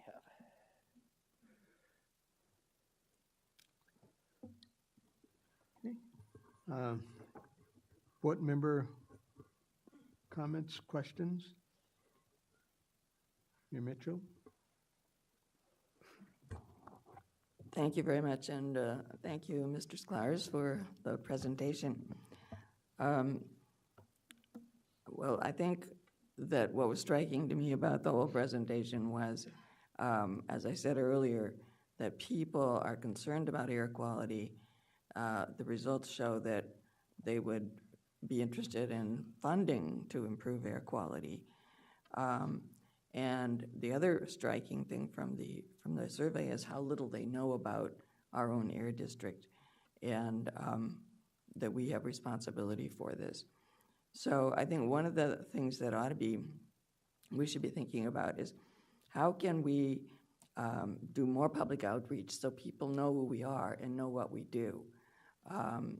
That would be one aspect that we should be looking at from the results of this survey. And I think I will mention that in the legislative committee, we have more or less reached a consensus. We don't want to pursue any sales tax measure immediately. We think that was being too rushed. But we want to look at the broader impacts from the survey and have a good discussion both here at the board level and in the legislative committee as to future steps and where we should be going from here. So that's one reason I wanted it to come to the board today, to have that kind of information sharing from all of us after you've seen some of the results of the survey, to determine what are the steps forward. For one thing, I will ask our staff to weigh in on this, because our staff has looked at some other air districts and how they do public outreach, and I think we can learn some lessons from what is being done in other air districts. So maybe, Mr. Nastri, you could cover that point. Sure. When you look at the state and the demographics, the San Francisco Bay Area region is very similar in terms of profile, high population density, urban with rural area as well. Their population is a little bit less than ours, but they spend over $2 million roughly over a 1 to 2 year period on public outreach. And they do that through advertising, they do that through media, multimedia outreach, they do it through surveys, they do it through working groups. And they in part do that because they have a program called Spare the Air. And under a Spare the Air Day, it's when their pollution levels rise such that they encourage increased use of public transit. And what they actually were doing just a few years ago was, in essence, allowing for public transit to be free on those Spare the Air days, so they actually provided that funding. Now, they no longer do the funding for the free transit on those days because of other considerations, but they still do the marketing and the advertising and the outreach. And their rationale was that as they develop programs, they want to have that community support in terms of the knowledge of what it is that they do. So they do a lot of advertising, you know, even within the metro, within the BART, the Muni lines. So there's a strong recognition of people in terms of improved transit, clean transit, the agency that's associated in terms of assisting that. So they do have a closer partnership, if you will, with the transit agencies. In fact, they're now all housed together in San Francisco. So they do bring a lot more funds to public outreach and communication than we do. I'm not aware of us embarking on any kind of outreach, and certainly not on an annual basis and a consistent basis the way that they are.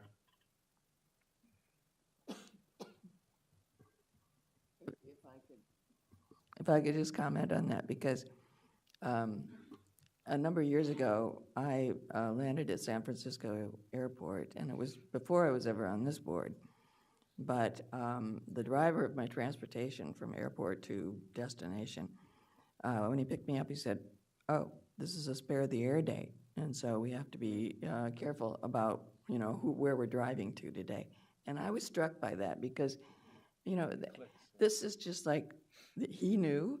And the awareness, and I'm sure we won't get that kind of awareness here in LA, but we could.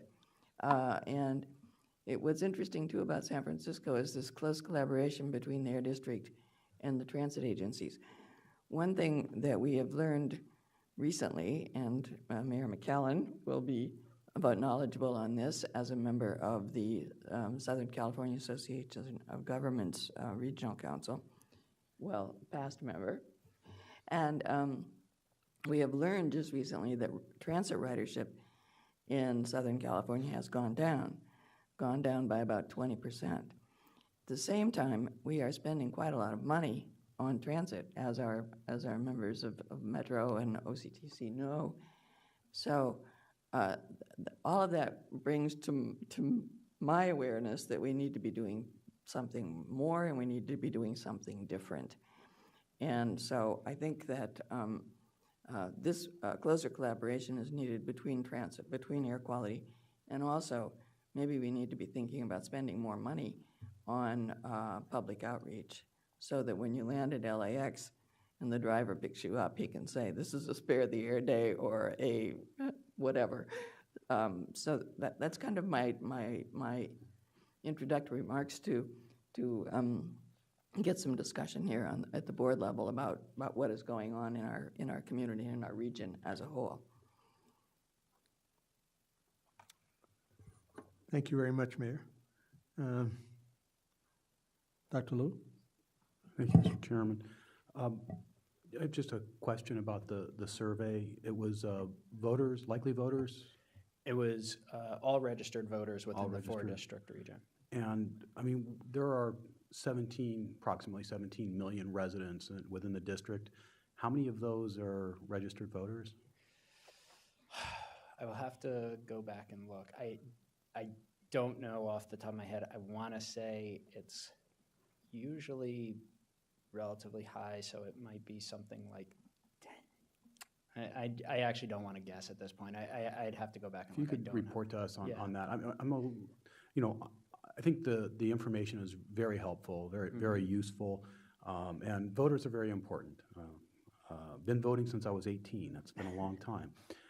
But we also represent a lot of non-voters, the young people who are not eligible to vote, and also others who choose not to register to vote. And I know it's very costly and complicated to do a survey of non-voters, but I think it would be helpful if you had any idea how the general public may differ from the registered voters with regard to these opinions, if at all. Yeah, I think what we've seen in our research is when you expand it to not just, you go from sort of the concentric circles of likely voters, then you go to all registered voters, then all residents, the numbers will probably be, what our experience tells us is when you expand it to the resident group, regardless of registration or vote history, they're going to be sort of more sympathetic to these types of issues, more concerned. And a lot of those communities tend to be the communities that feel they are most impacted by issues of, pollution or poor public health issues. So my expectation, and this is merely a guess, but not with research to back it up, but my expectation would be their concerns would probably be higher than a lot of the concerns we see in this research if those people were included in our survey. At the same time, would you expect that there'd actually be less familiarity? I mean, if you're registered to vote, you're probably more likely to pay attention, and you're probably more aware of government agencies and things like South Coast SCAQMD, or from now on, I'm going to say South Coast Air Quality Management District. Yeah, I think that's, I would expect that as well, that, what we, again, just past research and what we know is that if you are a registered voter or a likely voter, you tend to be more engaged with public affairs, with civic issues. Right. So if you are not a registered voter, your awareness of government agencies, particularly the more obscure and, the less known ones, is going to be lower as well. And of course, with the sales tax issue, the voters count more than people who aren't registered to vote. So it's important that we know those opinions. I'm going to turn to staff now because this obviously raises a lot of important issues, and I agree with Councilmember Mitchell, or I don't remember, Mayor Pro Tem Mitchell, I think at this time, that we probably need to do more and figure out how to improve awareness about what we do and why we do it, and understanding and information about it. This is something we need to educate people about.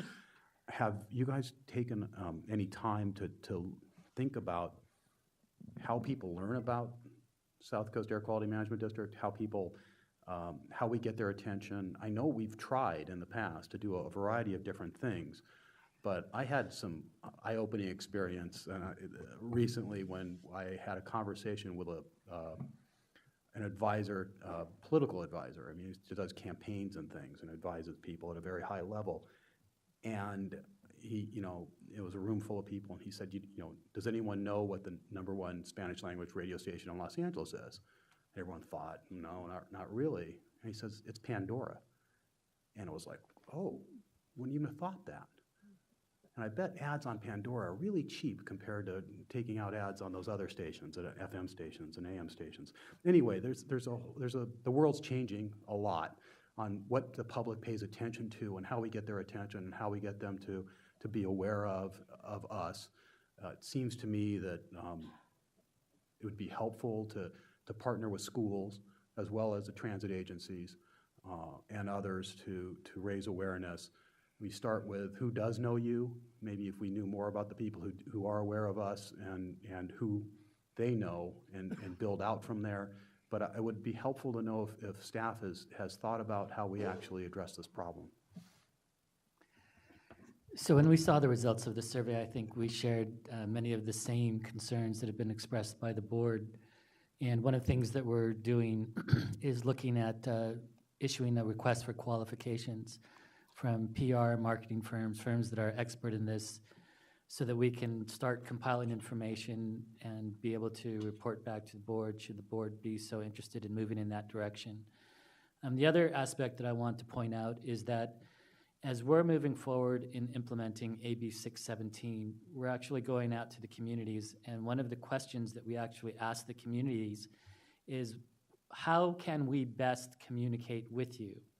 And coincidentally, Dr. Liu, one of the things that we heard was work through the schools, work through the youth. Don't deal with Facebook, Facebook's passé, Instagram. And then we had other people say, no, Facebook's still good. So clearly the social media aspect is something that we are striving to better improve our social media presence. But I think that what we would be best served is understanding who are the local firms, who are the national firms that sort of deal with these kind of branding and identification type issues. And what we would do is that have all this information at the ready so that if asked to move forward in that direction, we'd be able to present you with some ideas in terms of how we might actually move forward. Thank you.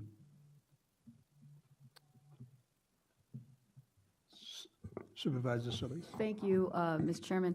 I'm quite amazed also at the data, and questions that I have fall along the lines of the responses from the ethnic minority groups, the high number of African American and Latino that know very little about SCAQMD but have the highest concerns.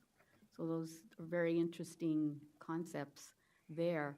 And wondering why there was an oversample of African American when African American, as we know, that population has decreased. If you could explain that. I think part of it was in the context of the survey, registered voters, so I'll put that as the caveat, the subsample of African Americans was going to be too small if we just did the sort of, representative of registered voters. It would have been too small to provide us with statistically significant results.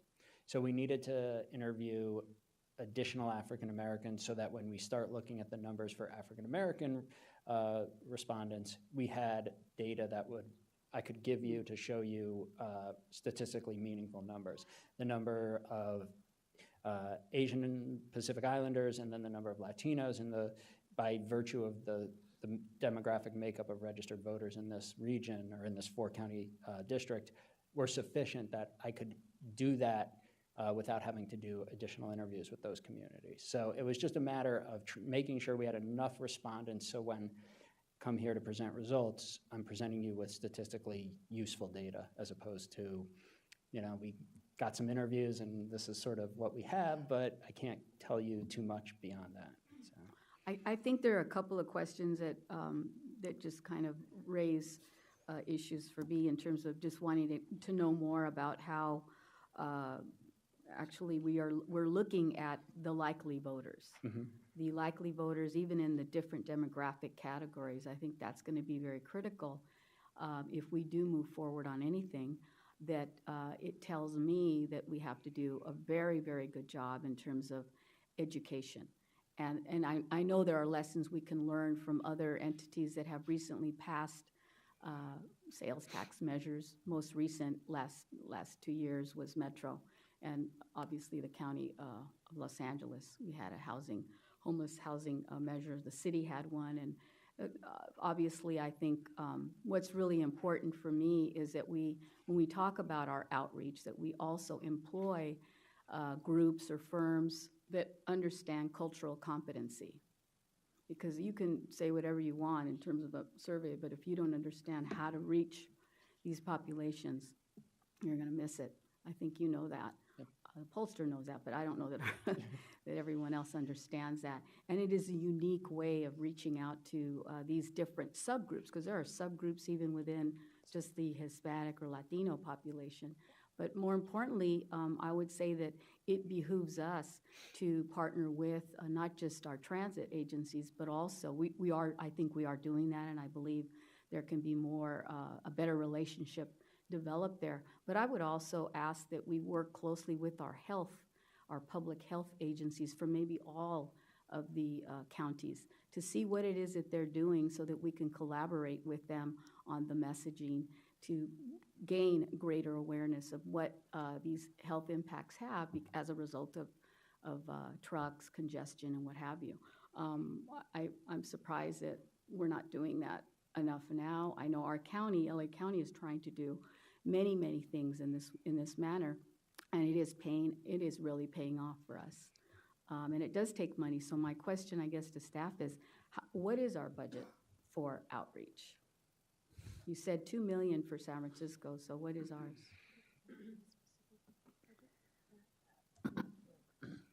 We'd have to get back with you with the specific number on that.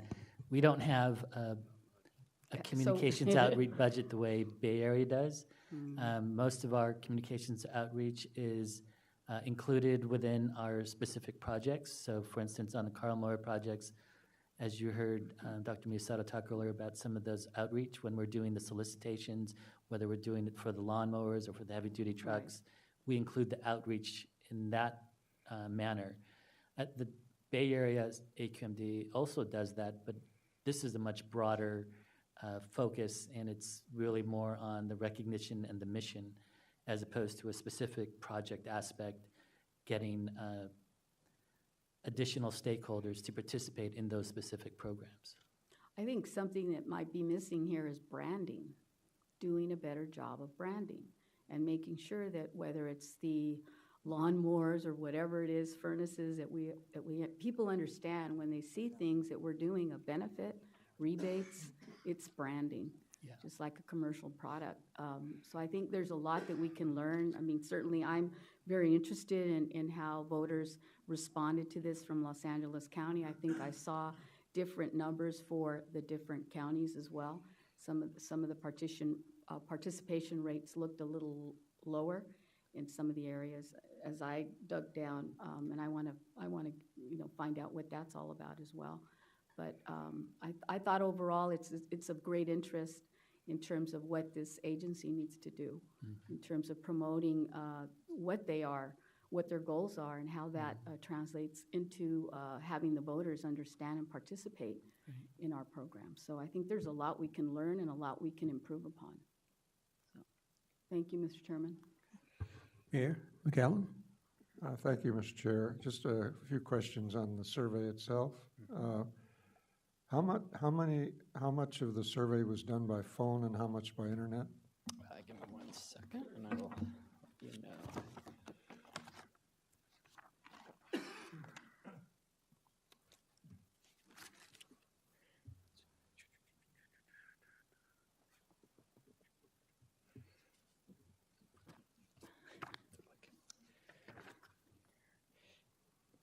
It was roughly, 574 interviews by phone, and then the online sort of portion, if I do, rather than doing the quick math, 916 online interviews.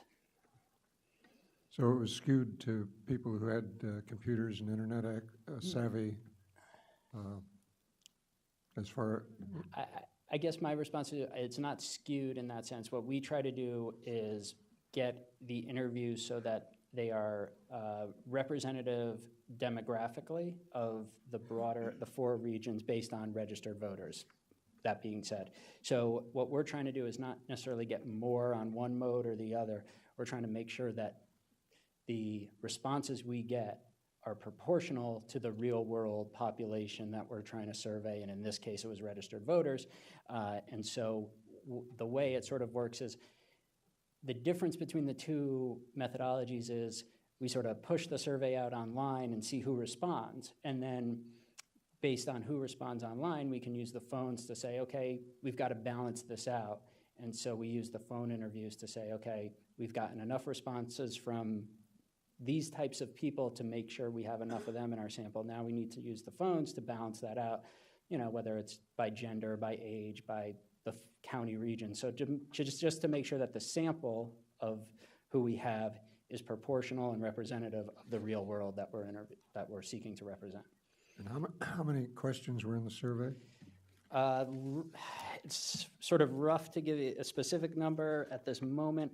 I would wager that we have somewhere in the neighborhood of about 65 specific items. A lot of the questions are what we call split sampled, so you may receive, you know, a version of question. You may hear, I ask you, what's your opinion of South Coast Air Quality Management District?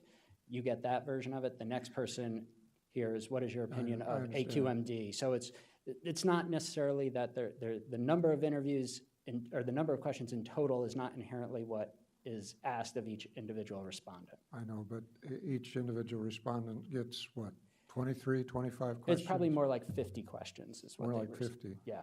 And a lot of those are short. It's sort of yes or no or favor or opposed type. So. If they don't answer all 50 questions, do you count the response to the first 2 or 3 before they hang up? If they hang up in the middle of the survey or they stop taking the middle of the survey, no. You have to complete the entire questionnaire to be considered to be put into the sample. But if you choose to say, I don't want to answer that question, or I refuse to tell you my opinion on that, but you continue the survey, we'll accept you on that. If you can, everyone has the right to say, I don't know, or I refuse to answer that question. And if they go through the rest of the survey and have answered the questions, then on that one question, they will be marked as a, you know, non-answer, a refusal. Information I have is that 32% of the respondents were college graduates and 27% were postgraduate, which means that non-college graduates were 38% and college graduates 59%. That's certainly not representative of this area. Again, I think it's a valid point, and it's what the other board member raised. These are registered voters within the district, and so we know that registered voters tend to be a higher education. We also know it's an issue we're constantly looking at in terms of public opinion research skewing towards higher educated people, and so we make attempts. What we can do is, you know, we seek to limit it. There's not really a strong data point for us to say this is the correct education percentage for this area. So we monitor it, and what we do is report data based on education level and say here are how people with a college degree feel, here are non-college educated people. So we try to be very transparent about that and say these are two distinct groups. Their representation in the survey may not be absolutely correct given the real world, but it's an issue. It's a challenging issue in this research, and we want to be clear that we make every attempt to get as many people in the research as possible. So that's why we do the two modes. Some people may prefer, for whatever reason, to do online or by phone, and it's trying to get as many people engaged as possible. So presumably those with higher education have higher income also. It does tend to be that way, but it's not inherently always that way. You know, it can be, you know, on the macro level, yes, that's true. Okay, thank you. I do have a comment. You know, I'm not concerned about whether the public knows who SCAQMD is. I'm concerned that they know what our product is. And that's what we ought to be pushing for. For instance, do you know who makes Reese's, who makes Oreos, who makes some of these other products? Probably not. But what you want to push is the product, not, you don't care about who's behind it. So I don't care whether the public knows that AQMD even exists. What I care about is that they know what our product is and what that is, and that's what the important thing is. Thank you, Mr. Chair. Thank you very much.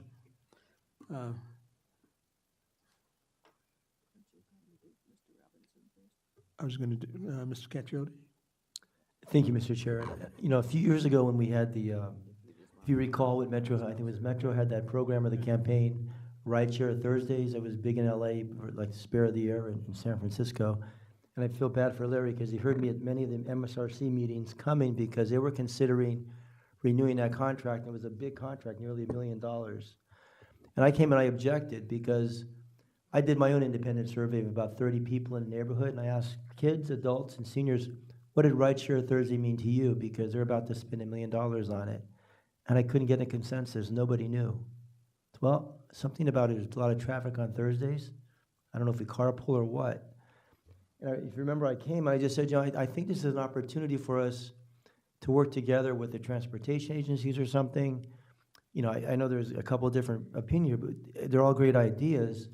And I saw this opportunity where you were spending so much money, but nobody really got, you know, it was a nice little buzzword, but nobody ever understood what it really meant.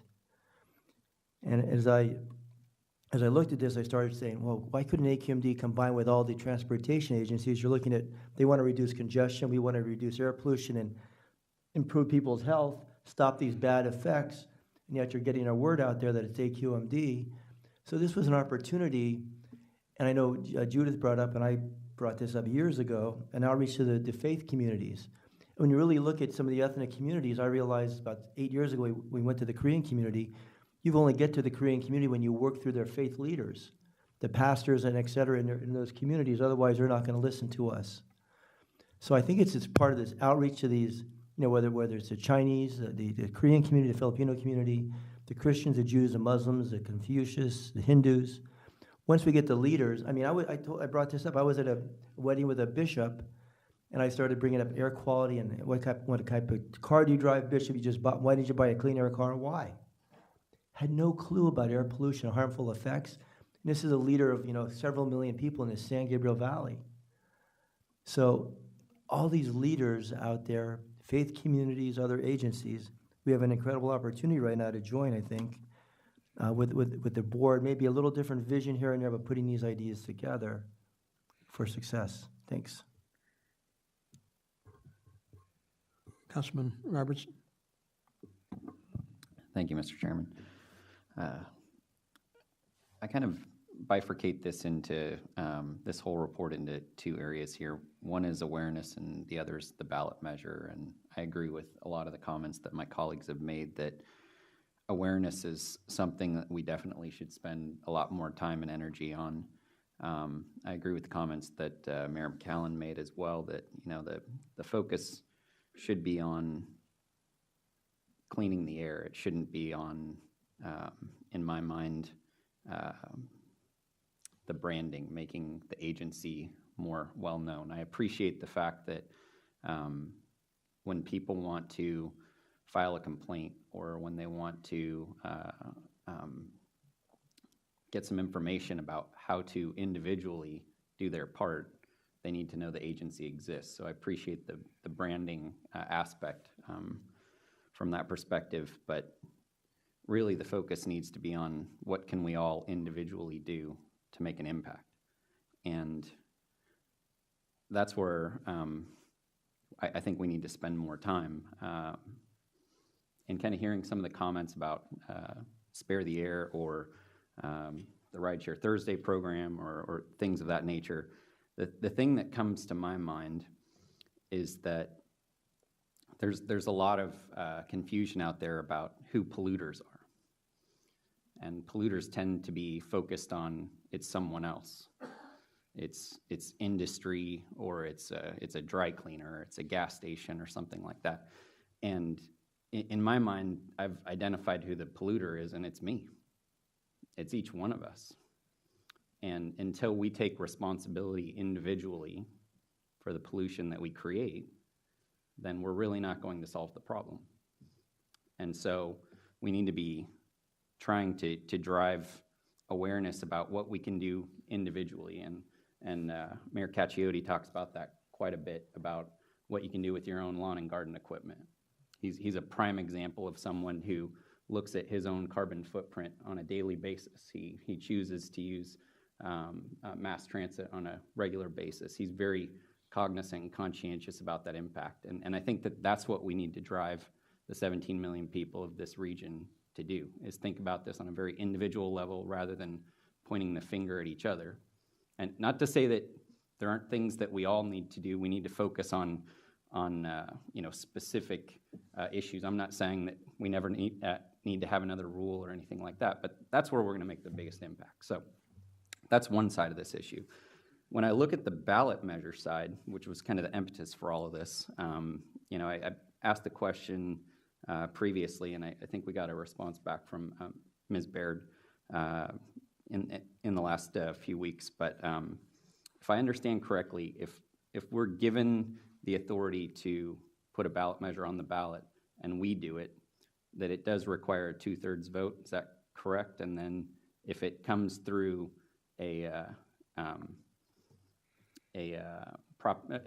petitioning, that there's the potential that it could be a majority vote. But if we did it ourselves, is that the answer? So, Councilmember Robertson, I apologize, but I think I'd prefer not to give the specific advice Okay. now, because that was a confidential memorandum, and I'd be happy to talk to you further about it offline. I must have missed that part, so I apologize. I'm concerned about waiving anything.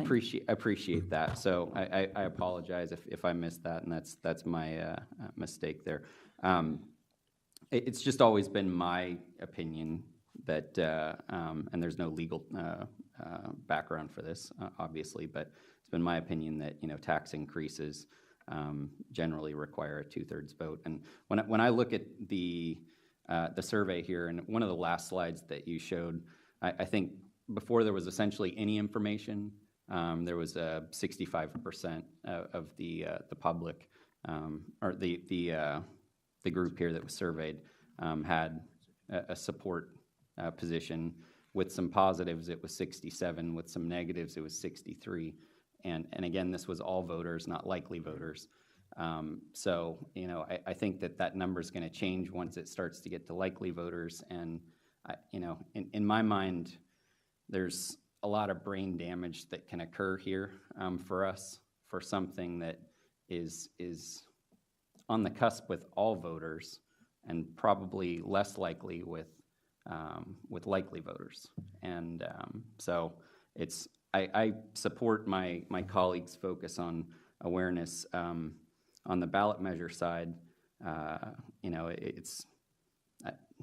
don't, and definitely my county doesn't to the degree that the rest of the counties do. So I need to definitely take a look at that part.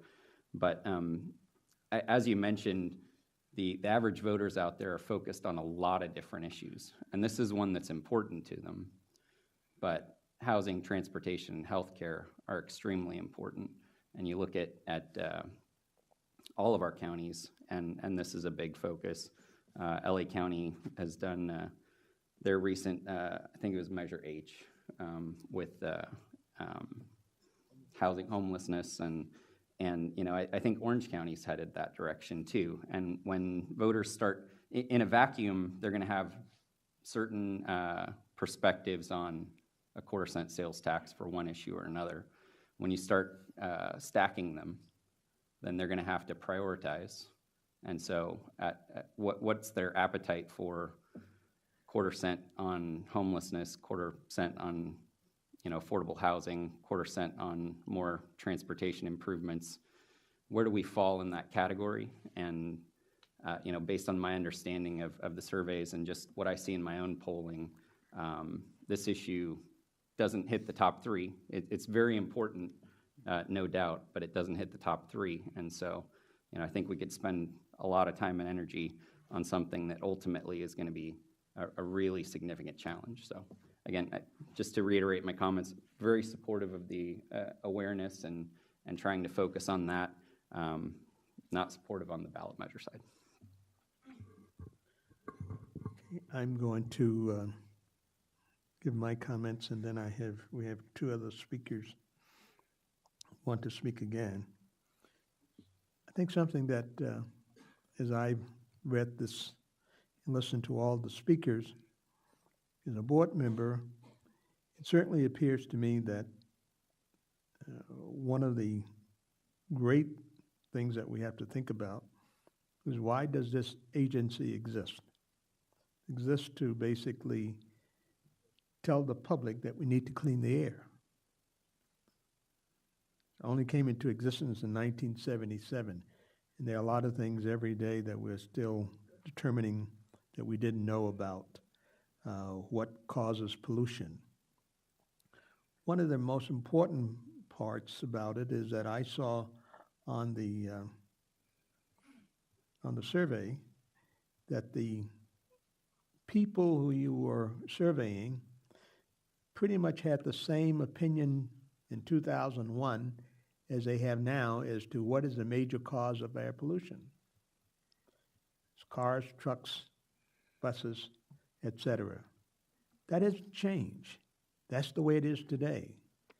As we all know, if we took all the stationary sources and brought them down to zero, we would still not be able to make a big dent into the overall pollution that our region is going to basically be experiencing. As our population increased, I'm one of those individuals, not because of my white hair, because of the years that I've lived. I was here in the 60s and the late 50s. I was here the days that you could not see 500 feet in front of you what was going on. I didn't realize at that point in time that some of the problems that I was experiencing myself was a direct result itself of the air that we were breathing. I recognized that when we took lead out of gasoline and began to see better air quality, that was a cause.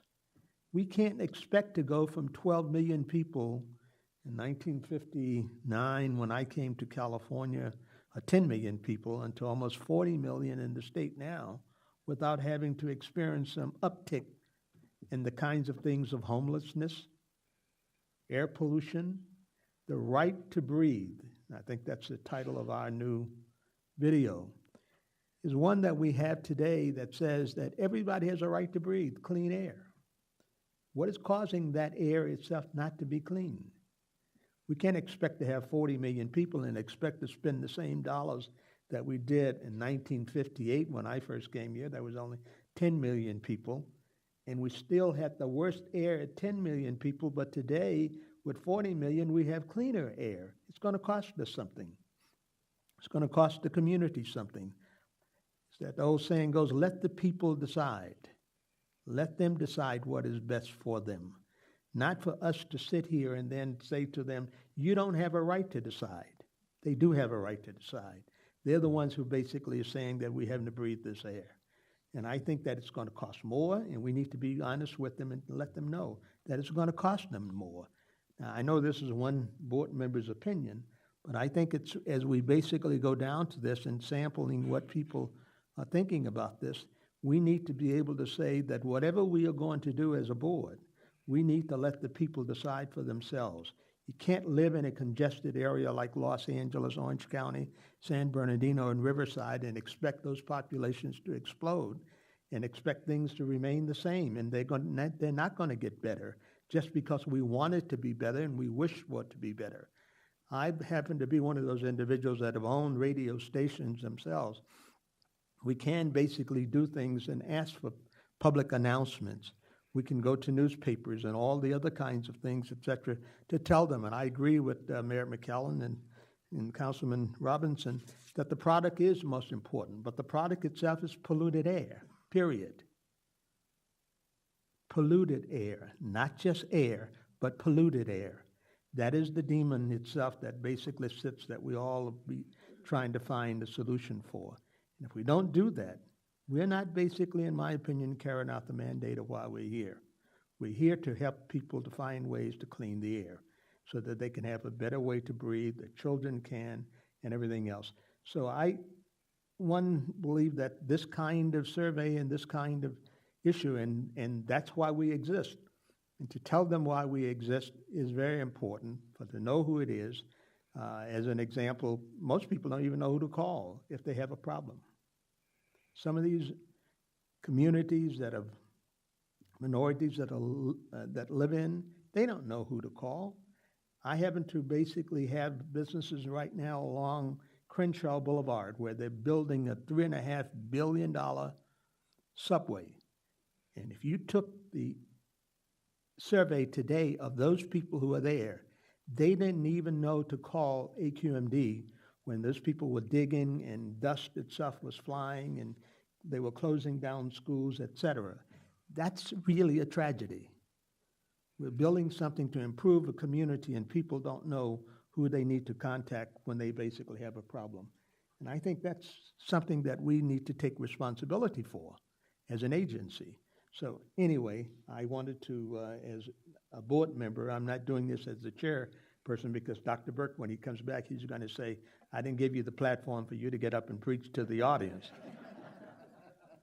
But I think as a board member, I wanted to basically make that particular input.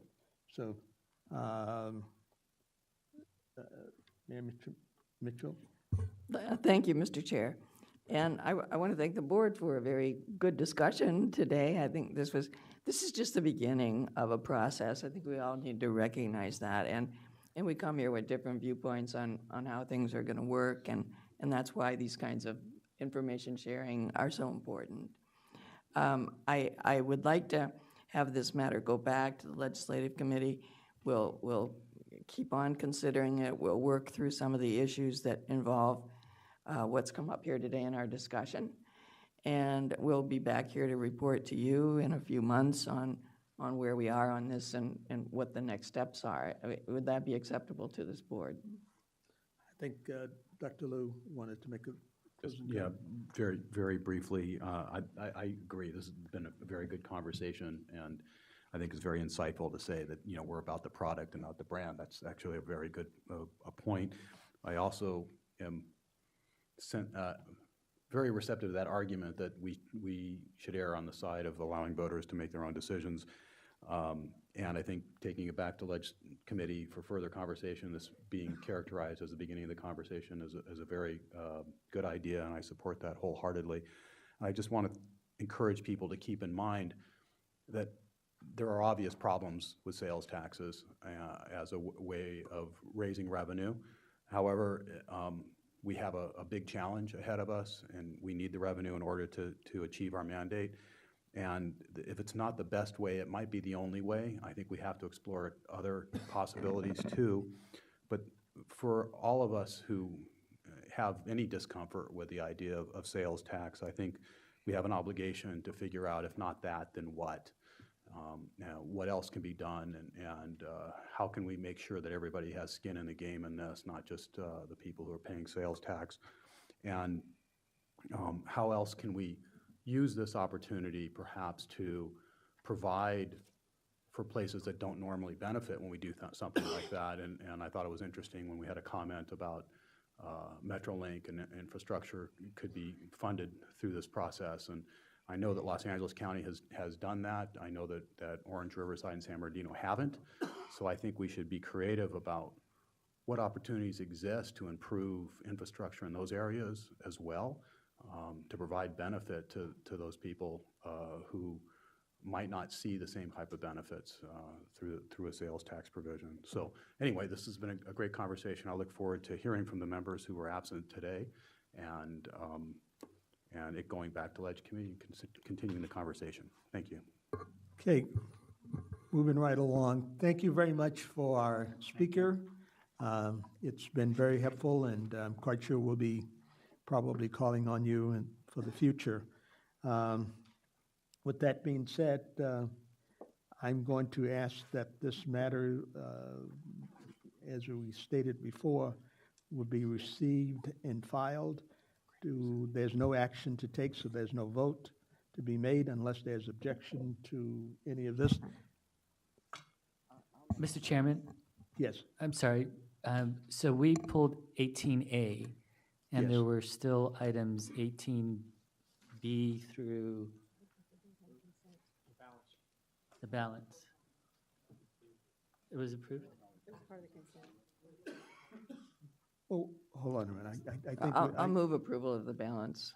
Yeah, let's go back, because I made a statement, and if I was incorrect, I state this was not an item that was going to basically be needed an action on.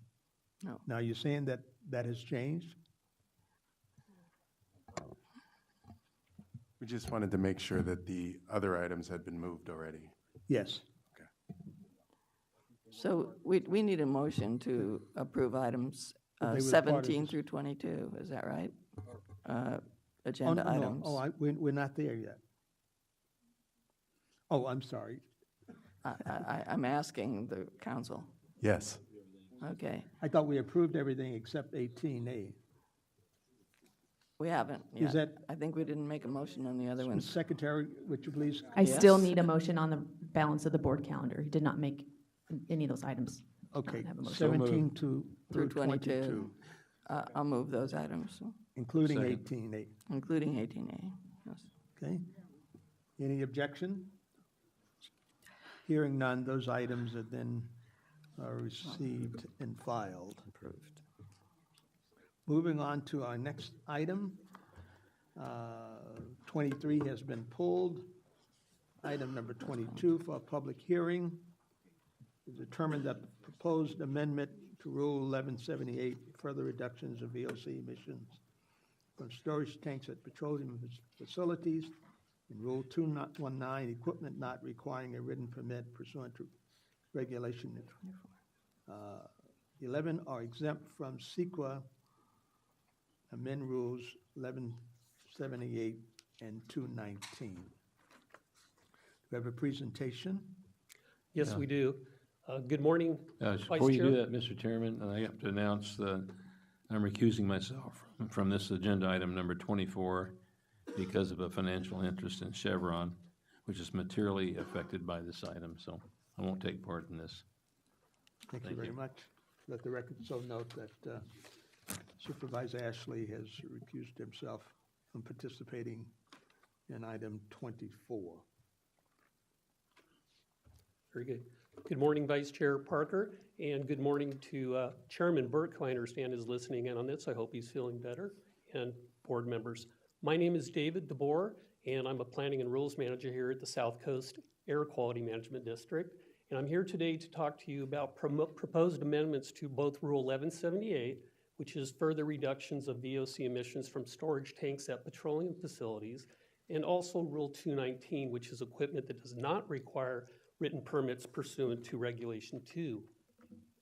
Just as a little background, some of you may recall last year in May, there were amendments to Rule 219, and at those amendments, this board directed staff to, in that resolution, to look at ways in which we can amend Rule 1178, incorporating certain VOC control technologies for guide poles, and those were for guide poles and floating roof storage tanks, and that's as recognized by the U.S. Environmental Protection Agency.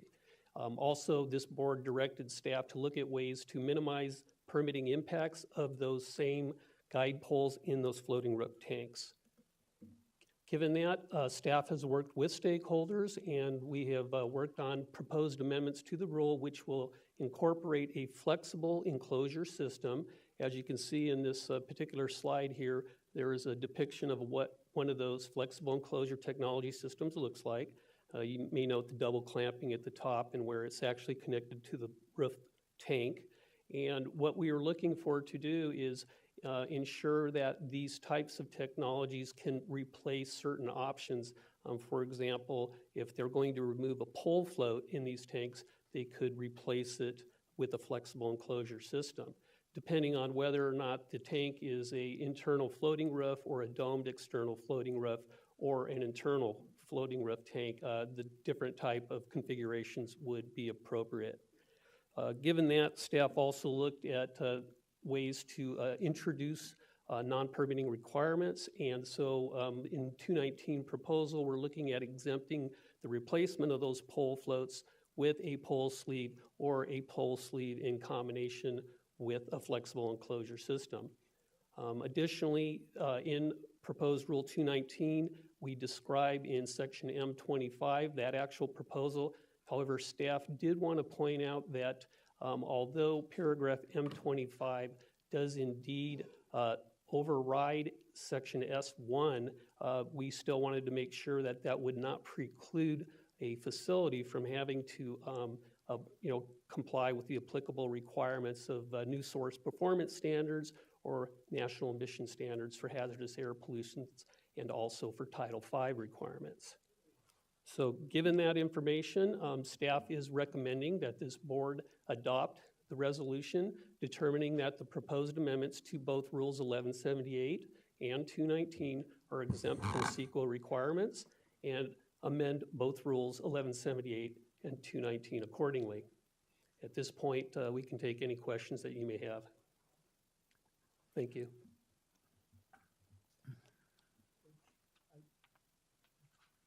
May I ask, is this for this particular item, or is it just for public comment? It's for public comment. We don't have any requests on this item. Okay, I just wanted to make sure that I was, all righty. Any comments from any of the board members? If there's no comments, I'll move approval. Okay, so this is a public hearing. We need a vote. Open the roll.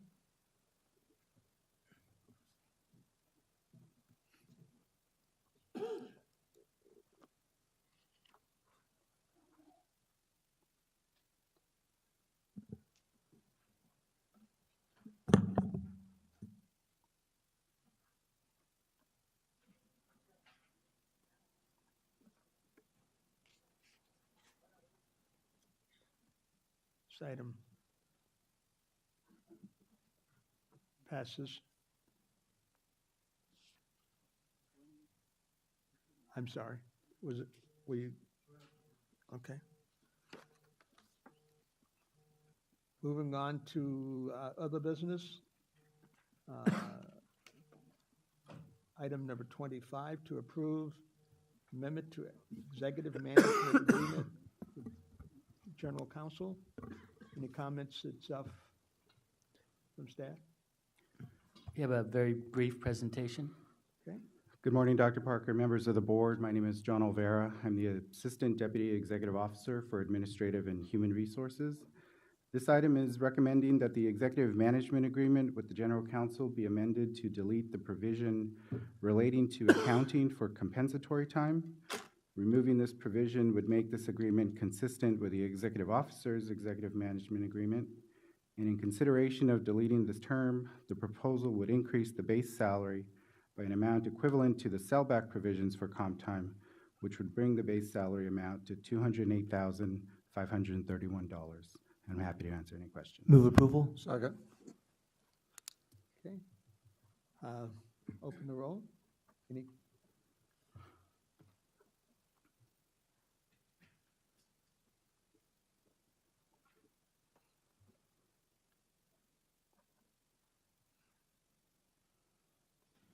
That item passed.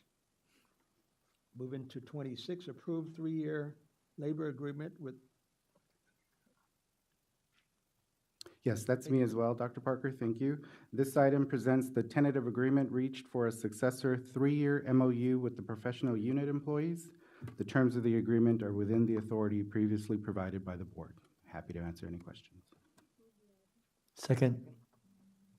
Okay. Open the roll.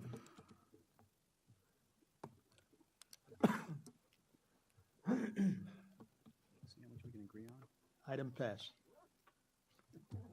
Right, now we're at the good part of our agenda. We're down to public comment. Ms. Data?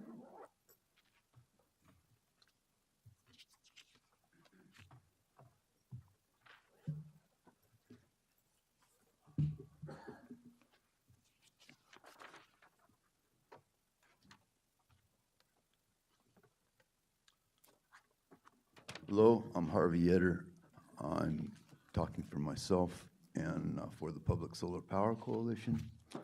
We're involved with litigation with you folks in CARB, and there's a demur out with 8 points. We were in court on the 20th of March going back on the 10th this month.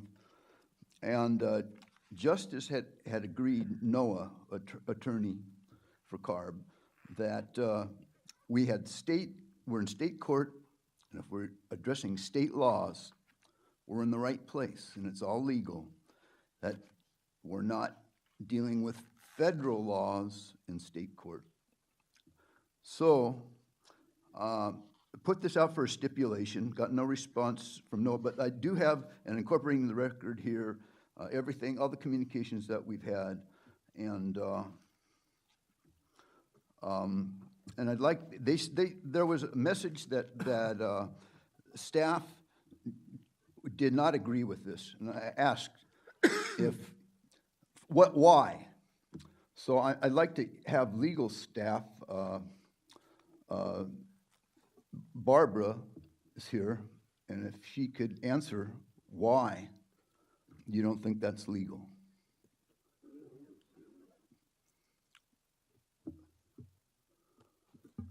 Well, Mr. Vice Chair, would you like me to respond to the question? If it's appropriate. We had filed, along with the state of California, represented by the Attorney General's office, demur, which challenges basically the sufficiency of the complaint and argues that the case should be dismissed. One of the arguments we raised was that he was attempting to assert a Clean Air Act cause of action which could only be brought in federal court, and that remains our position on that issue. That's incorrect information, and as our communications, I sent in on February 5th a settlement memo, and I don't think settlement was not, it's required from 16 on that we have settlement.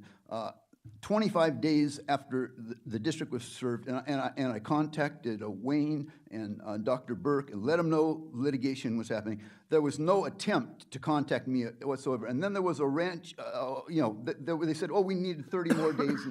And to get to justice, we had to go to the sheriffs in Sacramento rather than to go to El Monte here where they've got their lab.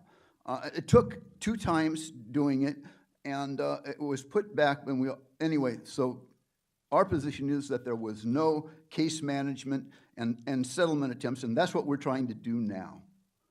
And we are not going after federal benefits. That's a co-benefit, and with solar, and as you get toxic criteria, greenhouse gases and whatnot. And so that's incorrect information. We're not going, it's a co-benefit, and if it happens, great, which if it happens, it will happen. But anyway, also they said that I had no standing. My family's been here for over 100 years. I was born here. When I was 9, I had pneumonia and pleurisy. When I was 18, I had pneumonia again. When I was 25, I was exposed to asbestos working on the Alaska oil pipeline and fired for calling a safety meeting and asking for a respirator. I'd like to know why, and I've got problems, and I'd like to know why I've been involved in environmental movement in various ways for over 45 years in the district. I'd like to know why I do not have standing. Barbara? Excuse me, Mr. Eder, the 3 minutes is up, and I think this is a legal matter itself that probably is not appropriate for the board to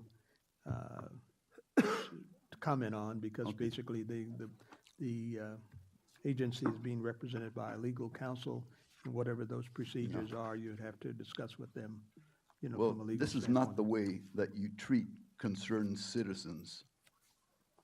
I'm very disappointed, and this runs deep. Anyway. Thank you very much. Okay. Any other comments itself before the board by any board member?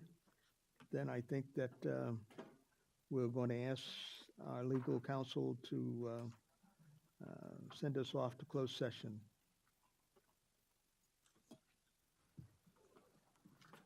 Thank you, Mr. Vice Chair. It is necessary for the board to recess to closed session pursuant to Government Code sections 54956.9 sub A, and 54956.9 sub D sub 1 to confer with its counsel regarding pending litigation which has been initiated formally and to which the SCAQMD is a party. The actions are SCAQMD v. EPA, U.S. Court of Appeals, D.C. Circuit, case number 15-1115, consolidated with 15-1123, Sierra Club et al. V. EPA, out of area RFP ozone.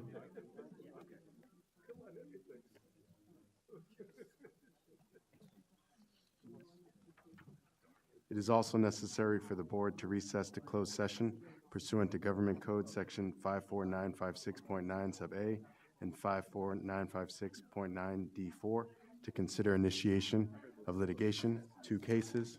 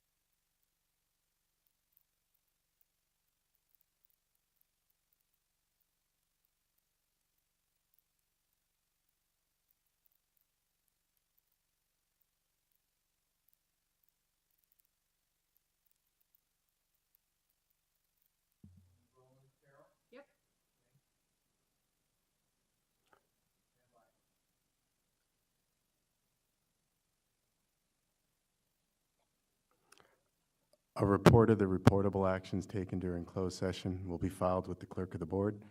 The meeting is adjourned.